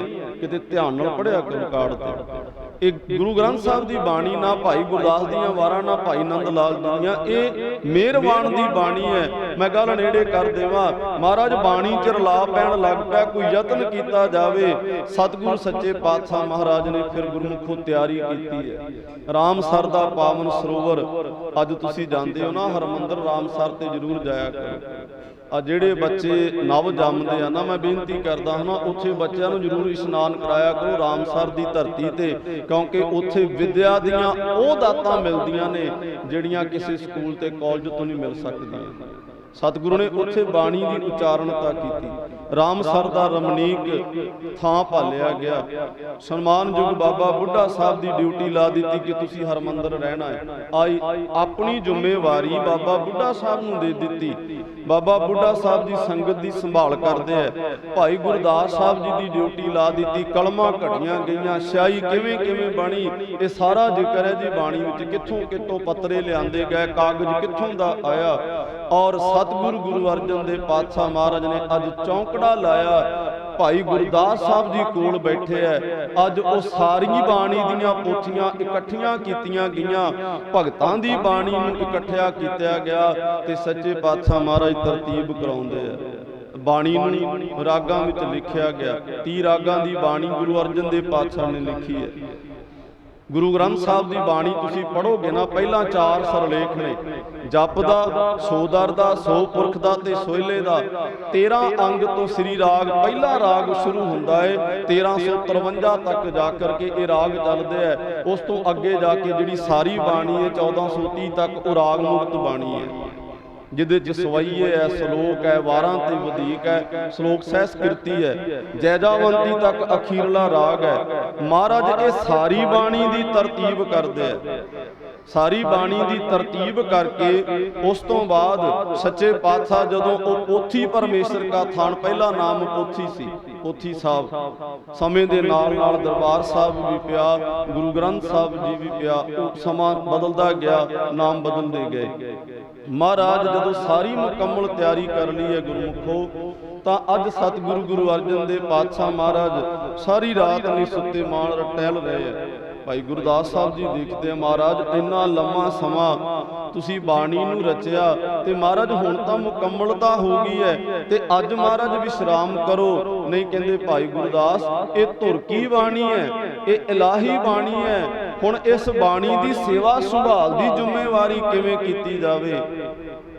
ਤਾਂ ਗੁਰਮੁਖੋ ਅੰਮ੍ਰਿਤ ਵੇਲਾ ਹੋਇਆ, ਮਹਾਰਾਜ ਸੱਚੇ ਪਾਤਸ਼ਾਹ ਨੇ ਨਿਰਣਾ ਕੀਤਾ। ਤਾਂ ਸੱਚੇ ਪਾਤਸ਼ਾਹ ਨੇ ਸੰਗਤਾਂ ਨੂੰ ਨਿਉਤੇ ਭੇਜੇ ਗਏ। 1604 ਭਾਦਰੋਂ ਸੁਦੀ ਏਕਮ ਦਾ ਜਿਹੜਾ ਆ ਦਿਨ ਮਨਾ ਰਹੇ ਆ ਆਪਾਂ, ਸਤਿਗੁਰੂ ਸੱਚੇ ਪਾਤਸ਼ਾਹ ਜੀ ਰਾਮਸਰ ਤੋਂ ਆਏ। ਸੰਗਤਾਂ ਆਈਆਂ, ਗਲੀਆਂ 'ਚ ਫੁੱਲ ਵਿਛਾਏ ਗਏ, ਸਭ ਤਿਆਰਾ ਕੀਤਾ ਗਿਆ। ਹਰਮੰਦਰ ਸਾਹਿਬ ਮੰਜੀ ਸਾਹਿਬ ਰੱਖਿਆ ਗਿਆ। ਇਤਿਹਾਸ 'ਚ ਮੰਜੀ ਸਾਹਿਬ ਮਿਲਦਾ ਹੈ ਜੀ। ਹੁਣ ਅਸੀਂ ਪੀੜਾ ਲਾਉਣ ਲੱਗ ਪਏ। ਮੰਜੀ ਸਾਹਿਬ ਕਹਿੰਦੇ ਜਿੰਦੀ ਜਿਹੜੀ ਉਣੀ ਜਾਵੇ। ਤੁਸੀਂ ਸਮਝਦੇ ਹੋ ਆਪਣੀ ਭਾਸ਼ਾ ਨੂੰ, ਪੀੜਾ ਸਾਹਿਬ ਨਹੀਂ ਮੰਜੀ ਸਾਹਿਬ। ਅੱਜ ਵੀ ਤੁਸੀਂ ਜਦੋਂ ਇਤਿਹਾਸ ਪੜ੍ਹੋਗੇ ਉਹਦੇ ਤੋਂ ਮੰਜੀ ਸਾਹਿਬ ਦਾ ਜ਼ਿਕਰ ਆਉਂਦਾ। ਮੰਜੀ ਸਾਹਿਬ ਸਜਾਇਆ ਗਿਆ, ਚੰਦੋਆ ਸਜਾਇਆ ਗਿਆ, ਸਭ ਤਿਆਰਾਂ ਕੀਤਾ ਗਿਆ। ਔਰ ਰਾਮਸਰ ਦੀ ਧਰਤੀ ਤੇ ਬਾਬਾ ਬੁੱਢਾ ਸਾਹਿਬ ਦੇ ਸੀਸ ਦੇ ਉੱਤੇ ਉਸ ਪੋਥੀ ਪਰਮੇਸ਼ਰ ਥਾਨ ਭਾਵ ਪੋਥੀ ਸਾਹਿਬ ਜੀ ਦਾ ਬਾਬਾ ਬੁੱਢਾ ਸਾਹਿਬ ਨੇ ਸੀਸ ਤੇ ਸਜਾਇਆ। ਉਹ ਕਿੰਨਾ ਕੁ ਰਮਣੀਕ ਗੁਰਮੁਖੋ ਉਸ ਵਕਤ ਦਾ ਸਮਾਂ ਹੋਏਗਾ ਕਿ ਬਾਬਾ ਬੁੱਢਾ ਸਾਹਿਬ ਉਸ ਪਾਵਨ ਗ੍ਰੰਥ ਸਾਹਿਬ ਨੂੰ ਸਿਰ ਤੇ ਚੁੱਕਦੇ ਐ, ਗੁਰੂ ਅਰਜਨ ਦੇਵ ਸੱਚੇ ਪਾਤਸ਼ਾਹ ਚੌਰ ਕਰਦੇ ਐ ਤੇ ਸੰਗਤਾਂ ਜਕਾਰੇ ਗਾਉਂਦੀਆਂ ਤੇ ਕੀਰਤਨ ਗਾਉਂਦੀਆਂ ਆ ਰਹੀਆਂ ਨੇ। ਹਰਮੰਦਰ ਆਇਆ ਜਾਂਦਾ ਹੈ। ਮੰਜੀ ਸਾਹਿਬ ਜਿੱਥੇ ਸਜਾਇਆ ਉੱਥੇ ਬਾਬਾ ਬੁੱਢਾ ਸਾਹਿਬ ਨੇ ਗ੍ਰੰਥ ਸਾਹਿਬ ਜੀ ਨੂੰ ਸਜਾਇਆ ਗਿਆ ਤੇ ਸਜਾ ਕਰਕੇ ਕੋਲ ਗੁਰੂ ਅਰਜਨ ਦੇਵ ਪਾਤਸ਼ਾਹ ਜੀ ਬੈਠ ਕੇ ਜਿਵੇਂ ਭਾਈ ਸਾਹਿਬ ਬੈਠੇ ਹੋਏ ਆ। ਬਾਬਾ ਬੁੱਢਾ ਸਾਹਿਬ ਜੀ ਜਦੋਂ ਉਸ ਗ੍ਰੰਥ ਸਾਹਿਬ ਨੂੰ ਮੰਜੀ ਸਾਹਿਬ ਤੇ ਸਥਾਪਿਤ ਕਰਕੇ ਉੱਠਣ ਲੱਗੇ ਤੇ ਗੁਰੂ ਅਰਜਨ ਦੇਵ ਪਾਤਸ਼ਾਹ ਮਹਾਰਾਜ ਨੇ ਗੋਡੇ ਨੂੰ ਨੱਪ ਲਿਆ। ਕਹਿੰਦੇ ਬਾਬਾ ਬੁੱਢਾ ਸਾਹਿਬ ਨਹੀਂ, ਸ੍ਰੀ ਮਾਨ ਕਵੀ ਸੰਤੋਖ ਸਿੰਘ ਜੀ ਨੇ ਲਿਖਿਆ ਹੈ, ਕਹਿੰਦੇ ਬਾਬਾ ਬੁੱਢਾ ਖੋਲੋ ਗ੍ਰੰਥ ਲੇਹੋ ਆਵਾਜ਼ਾ, ਸੁਣੇ ਸਭ ਪੰਥ ਅਦਬ ਸਹਿਤ ਗ੍ਰੰਥ ਜਬ ਖੋਲਾ, ਲੈ ਆਵਾਜ਼ਾ ਬੁੱਢਾ ਥਾ ਬੋਲਾ। ਬਾਬਾ ਬੁੱਢਾ ਸਾਹਿਬ ਨੇ ਪ੍ਰਕਾਸ਼ ਕੀਤਾ ਔਰ ਆਵਾਜ਼ਾ ਭਾਵ ਹੁਕਮਨਾਮਾ ਲਿਆ। ਹੁਕਮਨਾਮਾ ਕਿਹਾ ਕਿਹੜਾ ਸੀ? ਸੰਤਾਂ ਕੀ ਕਾਰਜ ਆਪ ਖਲੋਇਆ, ਹਰ ਕੰਮ ਕਰਾਵਣ ਆਇਆ ਰਿਹਾ। ਔਰ ਕੇਵਲ ਪਹਿਲਾ ਇੱਕ ਦਿਨ ਹੈ ਜਿਸ ਦਿਨ ਬਾਬਾ ਬੁੱਢਾ ਸਾਹਿਬ ਨੇ ਪ੍ਰਕਾਸ਼ ਕਰ ਦਿੱਤਾ ਤੇ ਗੁਰੂ ਗ੍ਰੰਥ ਸਾਹਿਬ ਮਹਾਰਾਜ ਨੇ ਨਾਲ ਹੀ ਤਾਬਿਆ ਬੈਠੇ ਕਹਿ ਦਿੱਤਾ, ਬਾਬਾ ਬੁੱਢਾ ਸਾਹਿਬ ਅੱਜ ਤੋਂ ਤੁਸੀਂ ਇਸ ਪਾਵਨ ਪਵਿੱਤਰ ਗ੍ਰੰਥ ਦੇ ਗ੍ਰੰਥੀ ਸਾਹਿਬ ਹੋਏ, ਤੁਸੀਂ ਵਜ਼ੀਰ ਸਾਹਿਬ ਹੋਏ। ਅੱਜ ਤੋਂ ਬਾਅਦ ਤੁਸੀਂ ਤਾਬਿਆ ਬੈਠਿਆ ਕਰੋਗੇ, ਹੁਕਮ ਲਿਆ ਕਰੋਗੇ ਤੇ ਸਾਰਾ ਸਿੱਖ ਜਗਤ ਤੁਹਾਡੇ ਨਾਲ ਚੱਲਿਆ ਕਰੇਗਾ। ਗੁਰੂ ਗ੍ਰੰਥ ਸਾਹਿਬ ਦੀ ਤਾਬਿਆ ਬਹਿਣ ਵਾਲਾ ਵਜ਼ੀਰ ਮਾੜਾ ਮੋਟਾ ਨਹੀਂ ਹੁੰਦਾ, ਕਈ ਜਨਮਾਂ ਦੀ ਭਗਤੀ ਹੋਵੇ ਤਾਂ ਉਹ ਗ੍ਰੰਥੀ ਬਣਦਾ। ਤੇ ਮੈਂ ਬੇਨਤੀ ਕਰਦਾ, ਆਪਾਂ ਭਾਗਾਂ ਵਾਲੇ ਆ ਨਗਰ, ਕਿਉਂਕਿ ਅਸੀਂ ਬੜੀਆਂ ਥਾਵਾਂ ਤੇ ਜਾਂਦੇ ਆ। ਭਾਗਾਂ ਵਾਲੇ ਕਿਉਂ ਆ? ਇਹ ਕੋਈ ਉਸਤਤ ਨਹੀਂ, ਕੋਈ ਸਿਫਤ ਨਹੀਂ। ਮੈਂ ਥੋੜਾ ਬਹੁਤਾ ਸ਼ਾਇਦ ਤੁਹਾਡਾ ਟਾਈਮ ਉੱਤੇ ਲੈ ਜਾਵਾਂ, ਪਰ ਮੇਰਾ ਮਨ ਕਰਦਾ ਸੀ ਕੁਝ ਗੱਲਾਂ ਕਰਨ ਨੂੰ, ਕਿਉਂਕਿ ਅਸੀਂ ਰੱਬ ਸਬੱਬੀ ਇਕੱਠੇ ਹੁੰਦੇ ਆ ਸਤਿਗੁਰੂ ਦੀ ਹਜ਼ੂਰੀ ਵਿੱਚ। ਮਹਾਰਾਜ ਨੇ ਖੁਸ਼ੀਆਂ ਬਖਸ਼ੀਆਂ। ਵੱਡੇ ਭਾਗਾਂ ਵਾਲੇ ਕਿਉਂ ਆ? ਤੁਸੀਂ ਆਪਣੇ ਲਾਗੇ ਦੇ ਨਗਰਾਂ 'ਚ ਚਲੇ ਜਾਓ, ਤੁਹਾਨੂੰ ਡਾਕਟਰ ਮਿਲ ਜਾਣਗੇ, ਇੰਜੀਨੀਅਰ ਮਿਲ ਜਾਣਗੇ, ਪੁਲਿਸ ਮੁਲਾਜ਼ਮ ਮਿਲ ਜਾਣਗੇ, ਬਿਜਲੀ ਮੁਲਾਜ਼ਮ ਮਿਲ ਜਾਣਗੇ। ਵਿਰਲੇ ਪਿੰਡ ਹੈ 100 ਦੇ ਵਿੱਚੋਂ ਇੱਕ ਜਿਸ ਗੁਰਮੁਖੋ ਪਿੰਡ ਦੇ ਵਿੱਚ ਕੋਈ ਰਾਗੀ ਸਿੰਘ ਮਿਲ ਜਾਵੇਗਾ। ਰਾਗੀ ਸਿੰਘ ਨਹੀਂ ਬਣਦੇ। ਤੇ ਮੈਂ ਭਾਗਾਂ ਵਾਲੇ ਕਿਉਂ ਕਿਹਾ? ਆਪਣਾ ਨਗਰ ਭਾਗਾਂ ਵਾਲਾ ਹੈ, ਕਿਉਂਕਿ ਗੁਰਮੁਖੋ ਇਸ ਨਗਰ ਦੇ ਵਿੱਚੋਂ 5 ਜਿਹੜੇ ਰਾਗੀ ਜਥੇ ਆ, 3-4 ਅਸੀਂ ਬੈਠੇ ਆ, ਇੱਕ ਸਾਡਾ ਵੀਰ ਕੈਨੇਡਾ ਵਿੱਚ ਭਾਈ ਬਚਿੱਤਰ ਸਿੰਘ। ਅੱਜ ਇਥੋਂ ਦੀ ਸਿੱਖਿਆ ਕੈਨੇਡਾ ਤੱਕ ਫੈਲੀ ਹੈ। ਇਹ 5 ਰਾਗੀ ਸਿੰਘ ਜਿਹੜੇ ਫਿਰ ਇੱਕ ਦੂ ਇੱਕ ਚੜੰਦੀਆਂ, ਆਮ ਰਾਗੀ ਨਹੀਂ। ਮੈਂ ਮਾਣ ਨਹੀਂ ਕਰਦਾ, ਅਸੀਂ ਜਿਹੜੀ ਸਟੇਜ ਤੇ ਜਾ ਕੇ ਬਹਿਨੇ ਸਾਨੂੰ ਪੁੱਛਿਆ ਜਾਂਦਾ ਤੁਸੀਂ ਸਿੱਖਿਆ ਕਿੱਥੋਂ ਹੈ। ਬਾਣੀ ਕੁੱਲਾਂ ਬਦਲ ਦਿੰਦੀ ਹੈ। ਮੈਂ ਆਰੰਭ ਬਾਣੀ ਤੇ, ਕਿਉਂਕਿ ਪ੍ਰਕਰਮ ਬਾਣੀ ਦਾ। ਜਦੋਂ ਕੋ ਬਾਣੀ ਨਾਲ ਜੁੜਿਆ, ਬਾਬੇ ਲਹਿਣੇ ਤੋਂ ਅੰਗਦ ਬਣ ਗਿਆ, ਗੁਰੂ ਅਮਰਦਾਸ, ਬਾਬੇ ਅਮਰਦਾਸ ਤੋਂ ਗੁਰੂ ਅਮਰਦਾਸ ਬਣ ਗਿਆ, ਜੇਠੇ ਤੋਂ ਰਾਮਦਾਸ ਬਣ ਗਿਆ। ਤੇ ਗੁਰਮੁਖੋ ਇਸੇ ਤਰ੍ਹਾਂ ਹੀ ਨਹੀਂ, ਬਾਬਾ ਬੁੱਢਾ ਜਿਹਨੂੰ ਬੂੜਾ ਕਿਹਾ ਜਾਂਦਾ ਸੀ, ਜਿਸ ਦਿਨ ਉਹ ਗੁਰੂ ਨਾਨਕ ਦੇ ਨਾਲ ਜੁੜਿਆ ਉਹ ਬਾਬਾ ਬੁੱਢਾ ਬਣ ਗਿਆ। ਤੇ ਸੱਚ ਜਾਣਿਓ ਗੁਰਮੁਖੋ, ਆ ਮੈਂ ਤੁਹਾਨੂੰ ਆਪਣੀ ਗੱਲ ਕਰ ਦੇਣਾ, ਮੈਂ ਆਪਣਾ ਥੋੜਾ ਜਿਹਾ ਉਦਾਹਰਣ ਦੇ ਦੇਣਾ। ਸਾਡੇ ਨਗਰ ਦੇ ਵਿੱਚ ਤੁਸੀਂ ਸਾਰੇ ਕਹਿੰਦੇ ਸੀ, ਜਦੋਂ ਕਿਤੇ ਗੱਲ ਹੁੰਦੀ ਸੀ ਨਾ ਵੀ ਸਰਦਾਰ ਜੱਗਾ ਸਿੰਘ, ਕੌਣ? ਸਾਰੇ ਪਿੰਡ ਦੇ ਲੋਕ ਕਹਿੰਦੇ ਸੀ ਲੋਟੂਆਂ ਦਾ ਜੱਗਾ ਸਿੰਘ। ਕੁੱਲਾਂ ਕਿਵੇਂ ਬਦਲਦੀਆਂ ਨੇ। ਔਰ ਜਿਸ ਦਿਨ ਅਸੀਂ ਇਸ ਗੁਰੂ ਗ੍ਰੰਥ ਸਾਹਿਬ ਦੀ ਹਜ਼ੂਰੀ 'ਚ ਆਏ, ਬਾਬਾ ਬਲਦੇਵ ਸਿੰਘ ਹੁਣਾਂ ਨੇ ਸਾਨੂੰ ਨਿਤਨੇਮ ਦਾ ਗੁਟਕਾ ਫੜਾ ਦਿੱਤਾ। ਉਸੇ ਦਿਨ ਤੋਂ ਲੋਕ ਕਹਿਣ ਲੱਗੇ ਜੱਗਾ ਸਿੰਘ ਕੌਣ? ਬਾਬੇ ਕੁਲਦੀਪ ਸਿੰਘ ਨੇ। ਅਸੀਂ ਬਾਬੇ ਵੱਜਣ ਲੱਗ ਪਏ, ਸਾਡੀ ਕੁੱਲ ਬਦਲ ਗਈ। ਔਰ ਜਿਸ ਦਿਨ ਮੇਰਾ ਵੀਰ ਮਲੂਕ ਸਿੰਘ, ਕਿਉਂਕਿ ਮੇਰੀ ਕੀਰਤਨ ਦੀ ਆਰੰਭਤਾ ਮੇਰੇ ਪਿੱਛੇ ਭਾਈ ਮਲੂਕ ਸਿੰਘ ਦਾ ਹੱਥ ਹੈ, ਮਾਸਟਰ ਮਲੂਕ ਸਿੰਘ, ਉਹਨੇ ਮੈਨੂੰ ਕਿਹਾ ਕੁਲਦੀਪ ਸਿੰਘ ਤੂੰ ਬਾਜਾ ਸਿੱਖਿਆ ਕਰ ਤੇ ਮੈਂ ਢੋਲਕੀ ਵਜਾਵਾਂ ਕਰਾਂਗਾ, ਆਪਾਂ ਕੀਰਤਨ ਕਰਿਆ ਕਰਾਂਗੇ। ਮੈਂ ਕਿਸੇ ਨੂੰ ਲਾ ਕੇ ਗੱਲ ਨਹੀਂ ਕਹਿੰਦਾ, ਮੇਰੇ ਦਿਲ ਵਿੱਚੋਂ ਹਰ ਵਕਤ ਅਰਦਾਸ ਨਿਕਲਦੀ ਹੈ ਜਦੋਂ ਮੈਂ ਸਰਦਾਰ ਮਲੂਕ ਸਿੰਘ ਨੂੰ ਦੇਖਦਾ ਕਿ ਗੁਰੂ ਰਾਮਦਾਸ ਕਿਰਪਾ ਕਰ ਕਿ ਇਹ ਸਾਡਾ ਵੀਰ ਬੌੜੀ ਕਰ ਜਾਵੇ। जिन्हें सानू इस लैन ते लाया। सच जाणियो वैसे ये गल्लां करनियां बड़ियां औखियां ने। जिस टीचे नाल सरदार मलूक सिंह ने इस पिंड दी नौजवानी नूं चुक्या सी, जे अज किते गुरु रहमत कर दिंदा ते अज अपने पिंड दे विचों वालीबाल दे चोटी दे खिडारी पैदा होने सी, क्योंकि उस बंदे दी लगन सी मैं अपने पिंड दे नौजवानां नूं कुछ बनाउणा है। ते मेरी तुहाडे हत्थ जोड़ के बेनती जे, ਐਵੇਂ ਵੰਡੀਆਂ ਚ ਨਾ ਵੰਡੇ ਜਾਓ, ਫਲਾਣੀ ਪਾਰਟੀ ਦਾ ਫਲਾਣੀ ਧਮਕਾਣੀ ਦਾ। ਉਹ ਰੱਬ ਦੇ ਘਰ ਚ ਕਿਹੜੀਆਂ ਪਾਰਟੀਆਂ ਲੈ ਕੇ ਜਾਵਾਂਗੇ? ਉੱਥੇ ਨਾ ਕੋਈ ਅਕਾਲੀਆਂ ਨੂੰ ਸਿਫਤ ਮਿਲਣੀ, ਨਾ ਕਾਂਗਰਸੀਆਂ ਨੂੰ, ਨਾ ਕੋਈ ਆਮ ਆਦਮੀ ਵਾਲਿਆਂ ਨੂੰ। ਉੱਥੇ ਤਾਂ ਕਰਮਾਂ ਦੇ ਨਿਬੇੜੇ ਹੋਣੇ ਐ। ਠੀਕ ਹੈ, ਰਾਜਨੀਤੀ ਨਾਲ ਜੁੜੋ, ਕਿਉਂਕਿ ਰਾਜਨੀਤੀ ਸਾਡਾ ਇੱਕ ਅੰਗ ਹੈ। ਮੀਰੀ ਤੇ ਪੀਰੀ ਸਾਡਾ ਸਿਧਾਂਤ ਹੈ, ਪਰ ਉਹ ਮੀਰੀ ਉਹਨਾਂ ਚਿਰ ਸਲਾਮਤ ਰਹੇਗੀ ਜਿੰਨਾ ਚਿਰ ਉਹ ਪੀਰੀ ਦੇ ਕੁੰਡੇ ਥੱਲੇ ਹੈ। ਕੱਲੀ ਅਮੀਰੀ ਜਿਹੜੀ ਉਹ ਡੋਬ ਦੇਵੇਗੀ। ਜੇ ਪੀਰੀ ਥੱਲੇ ਰਵਾਂਗੇ ਤੇ ਦੁਨੀਆ 'ਚ ਜੈ ਜੈਕਾਰ ਹੋਏਗੀ। ਮੀਰੀ ਤੇ ਪੀਰੀ ਦਾ ਸਿਧਾਂਤ ਹੈ।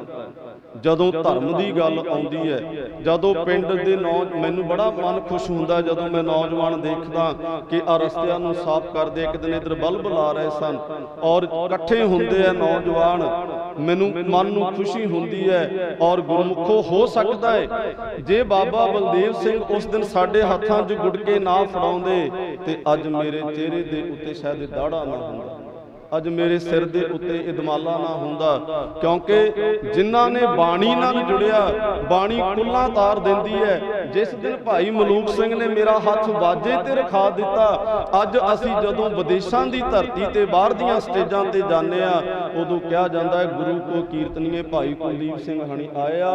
ਪਹਿਲਾਂ ਅਸੀਂ ਬਾਬੇ ਬਣੇ, ਫਿਰ ਅਸੀਂ ਗੁਰੂ ਕੇ ਕੀਰਤਨੀਏ ਬਣ ਗਏ। ਹੁਣ ਸਾਡੀ ਪਿਛਲੀ ਕੁਲ ਨੂੰ ਕੋਈ ਨਹੀਂ ਜਾਣਦਾ। ਬਾਣੀ ਕੁੱਲਾਂ ਬਦਲ ਦਿੰਦੀ ਹੈ। ਇਸੇ ਕਰਕੇ ਮੈਂ ਬੇਨਤੀ ਕਰਾਂ ਗੁਰਮੁਖੋ, ਅੰਮ੍ਰਿਤ ਵੇਲਾ ਸਾਂਭਿਆ ਕਰੋ, ਅੰਮ੍ਰਿਤ ਵੇਲੇ ਦੇ ਨਾਲ ਜੁੜੋ, ਕਿਉਂਕਿ ਜਿੰਨੀਆਂ ਬਰਕਤਾਂ ਅੰਮ੍ਰਿਤ ਵੇਲੇ ਵਿੱਚ ਹੈ ਉਨੀਆਂ ਕਿਤੇ ਵੀ ਨਹੀਂ। ਸਤਿਗੁਰੂ ਸੱਚੇ ਪਾਤਸ਼ਾਹ ਮਹਾਰਾਜ ਕਹਿੰਦੇ, ਬਾਬਾ ਬੁੱਢਾ ਸਾਹਿਬ ਅੱਜ ਤੋਂ ਤੁਸੀਂ ਵਜ਼ੀਰ ਹੋਏ। ਮਹਾਰਾਜ ਸੱਚੇ ਪਾਤਸ਼ਾਹ ਸ਼ਾਮ ਦਾ ਸਮਾਂ ਹੋਇਆ। ਮਹਾਰਾਜ ਹੁਣ ਮਹਾਰਾਜ ਕਹਿੰਦੇ ਸੁੱਖ ਆਸਣ ਦੀ ਸੇਵਾ ਕਰੋ। ਮਹਾਰਾਜ ਕਹਿੰਦੇ ਕਿੱਥੇ ਕਰਾਂਗੇ? ਕਹਿੰਦੇ ਜਿਹੜੇ ਕੋਠਾ ਸਾਹਿਬ ਵਿੱਚ ਅਸੀਂ ਟਿਕਦੇ ਸੀ ਉੱਥੇ ਪਲੰਗ ਲਵਾਓ। ਪਲੰਗ ਲਵਾਇਆ ਤੇ ਮਹਾਰਾਜ ਤੁਸੀਂ ਕਿੱਥੇ ਟਿਕਿਆ ਕਰੋਗੇ? ਮਹਾਰਾਜ ਨੇ ਇੱਕ ਥੱਲੇ ਚਾਦਰ ਵਿਛਾਲੀ, ਕਹਿੰਦੇ ਅਸੀਂ ਇੱਥੇ ਟਿਕਾ ਕਰਾਂਗੇ। ਗੁਰੂ ਗ੍ਰੰਥ ਸਾਹਿਬ ਪਲੰਗੇ ਤੇ ਗੁਰੂ ਅਰਜਨ ਦੇਵ ਪਾਤਸ਼ਾਹ ਥੱਲੇ ਇੱਕ ਚਾਦਰ ਤੇ ਸੌਂਦੇ। ਅੱਜ ਵੀ ਤੁਸੀਂ ਕਿਸੇ ਗੁਰਦੁਆਰਾ ਸਾਹਿਬ ਜਾਓ, ਸੱਚਖੰਡ ਦੇ ਵਿੱਚ ਪਲੰਗੇ ਥੱਲੇ ਇੱਕ ਚਾਦਰਾ ਵਿਛਾਇਆ ਜਾਂਦਾ, ਜਿਹਦਾ ਜਿਹੜਾ ਪ੍ਰਤੀਕ ਹੈ ਕਿ ਇਹ ਗੁਰੂ ਅਰਜਨ ਦੇਵ ਸੱਚੇ ਪਾਤਸ਼ਾਹ ਟਿਕਦੇ ਆ। ਅੱਜ ਵੀ ਟਿਕਦੇ ਆ, ਪਰ ਸਾਨੂੰ ਕਿਤੇ ਵੇਖਣ ਵਾਲਾ ਨਜ਼ਰੀਆ ਮਿਲ ਜਾਵੇ। ਸਤਿਗੁਰੂ ਰਹਿਮਤਾਂ ਬਖਸ਼ਿਸ਼ ਕਰਨ। ਗੁਰਮੁਖੋ ਆ ਜਿਹੜਾ ਆਪਾਂ ਅੱਜ ਦਿਨ ਮਨਾ ਰਹੇ ਆ, ਇਹ ਭਾਗਾਂ ਵਾਲੇ ਆ। ਗੁਰੂ ਨੇ ਰਹਿਮਤ ਕੀਤੀ ਹੈ, ਗੁਰੂ ਨੇ ਕਿਰਪਾ ਕੀਤੀ ਹੈ, ਗੁਰੂ ਨੇ ਬਖਸ਼ਿਸ਼ ਕੀਤੀ ਹੈ। ਸੋ ਮੈਂ ਬੇਨਤੀ ਕਰਾਂਗਾ ਫਿਰ ਮੇਰੇ ਨੌਜਵਾਨ ਜਿੰਨੇ ਵੀ ਵੀਰ ਆ, ਤੁਸੀਂ ਬੜਾ ਸੋਹਣਾ ਤੁਰੇ ਹੋ। ਸਿਰਫ ਇੱਕੋ ਗੱਲ ਤੇ ਉੱਤੇ ਰਹੋ ਜੇ ਕਿ ਅਸੀਂ ਧਰਮ ਦਾ ਅੰਗ ਲੈ ਕੇ ਤੁਰੇ ਆ। ਧਰਮ ਦਾ ਅੰਗ ਲੈ ਕੇ ਤੁਰੋਗੇ, ਤੁਹਾਡੀ ਰਾਜਨੀਤੀ ਪੈਰਾਂ 'ਚ ਹੋਏਗੀ। ਜੇ ਤੁਸੀਂ ਰਾਜਨੀਤੀਆਂ 'ਚ ਵੰਡੇ ਗਏ ਨਾ, ਫਿਰ ਤੁਹਾਡਾ ਕੁਝ ਨਹੀਂ ਬਣਨਾ। ਤੇ ਮੇਰੀ ਸਾਰਿਆਂ ਨੂੰ ਹੱਥ ਜੋੜ ਕੇ ਬੇਨਤੀ ਹੈ, ਬੜਾ ਕੁਝ ਆਪਾਂ ਕਰ ਕਮਾ ਲਿਆ। ਗੁਰਮੁਖੋ ਇਹਨਾਂ ਨੌਜਵਾਨਾਂ ਨੂੰ ਅੱਗੇ ਲਾਓ, ਇਹਨਾਂ ਦੇ ਸਿਰ ਤੇ ਆਪਣਾ ਹੱਥ ਰੱਖੋ, ਇਹਨਾਂ ਨੂੰ ਚੰਗੇ ਪਾਸੇ ਵਾਲੇ ਤੋਰੋ, ਇਹਨਾਂ ਨੂੰ ਗੁਰੂ ਘਰ ਦੀਆਂ ਬਾਤਾਂ ਨਾਲ ਜੋੜੋ, ਇਹਨਾਂ ਨੂੰ ਚੰਗੇ ਪਾਸੇ ਵਾਲੇ ਤੋਰੋ, ਤਾਂ ਜੋ ਅਸੀਂ ਵੀ ਕਹਿ ਸਕੀਏ ਕਲਗੀ ਵਾਲਿਆ ਤੂੰ ਸਾਡੇ ਵੱਲੇ ਹੱਥ ਕਰਕੇ ਕਹਿ ਆਇਆ ਸੇ ਇਨ ਪੁੱਤਰਨ ਕੇ ਸੀਸ ਪਰਵਾਰ ਦੀਏ ਸਤਿਚਾਰ।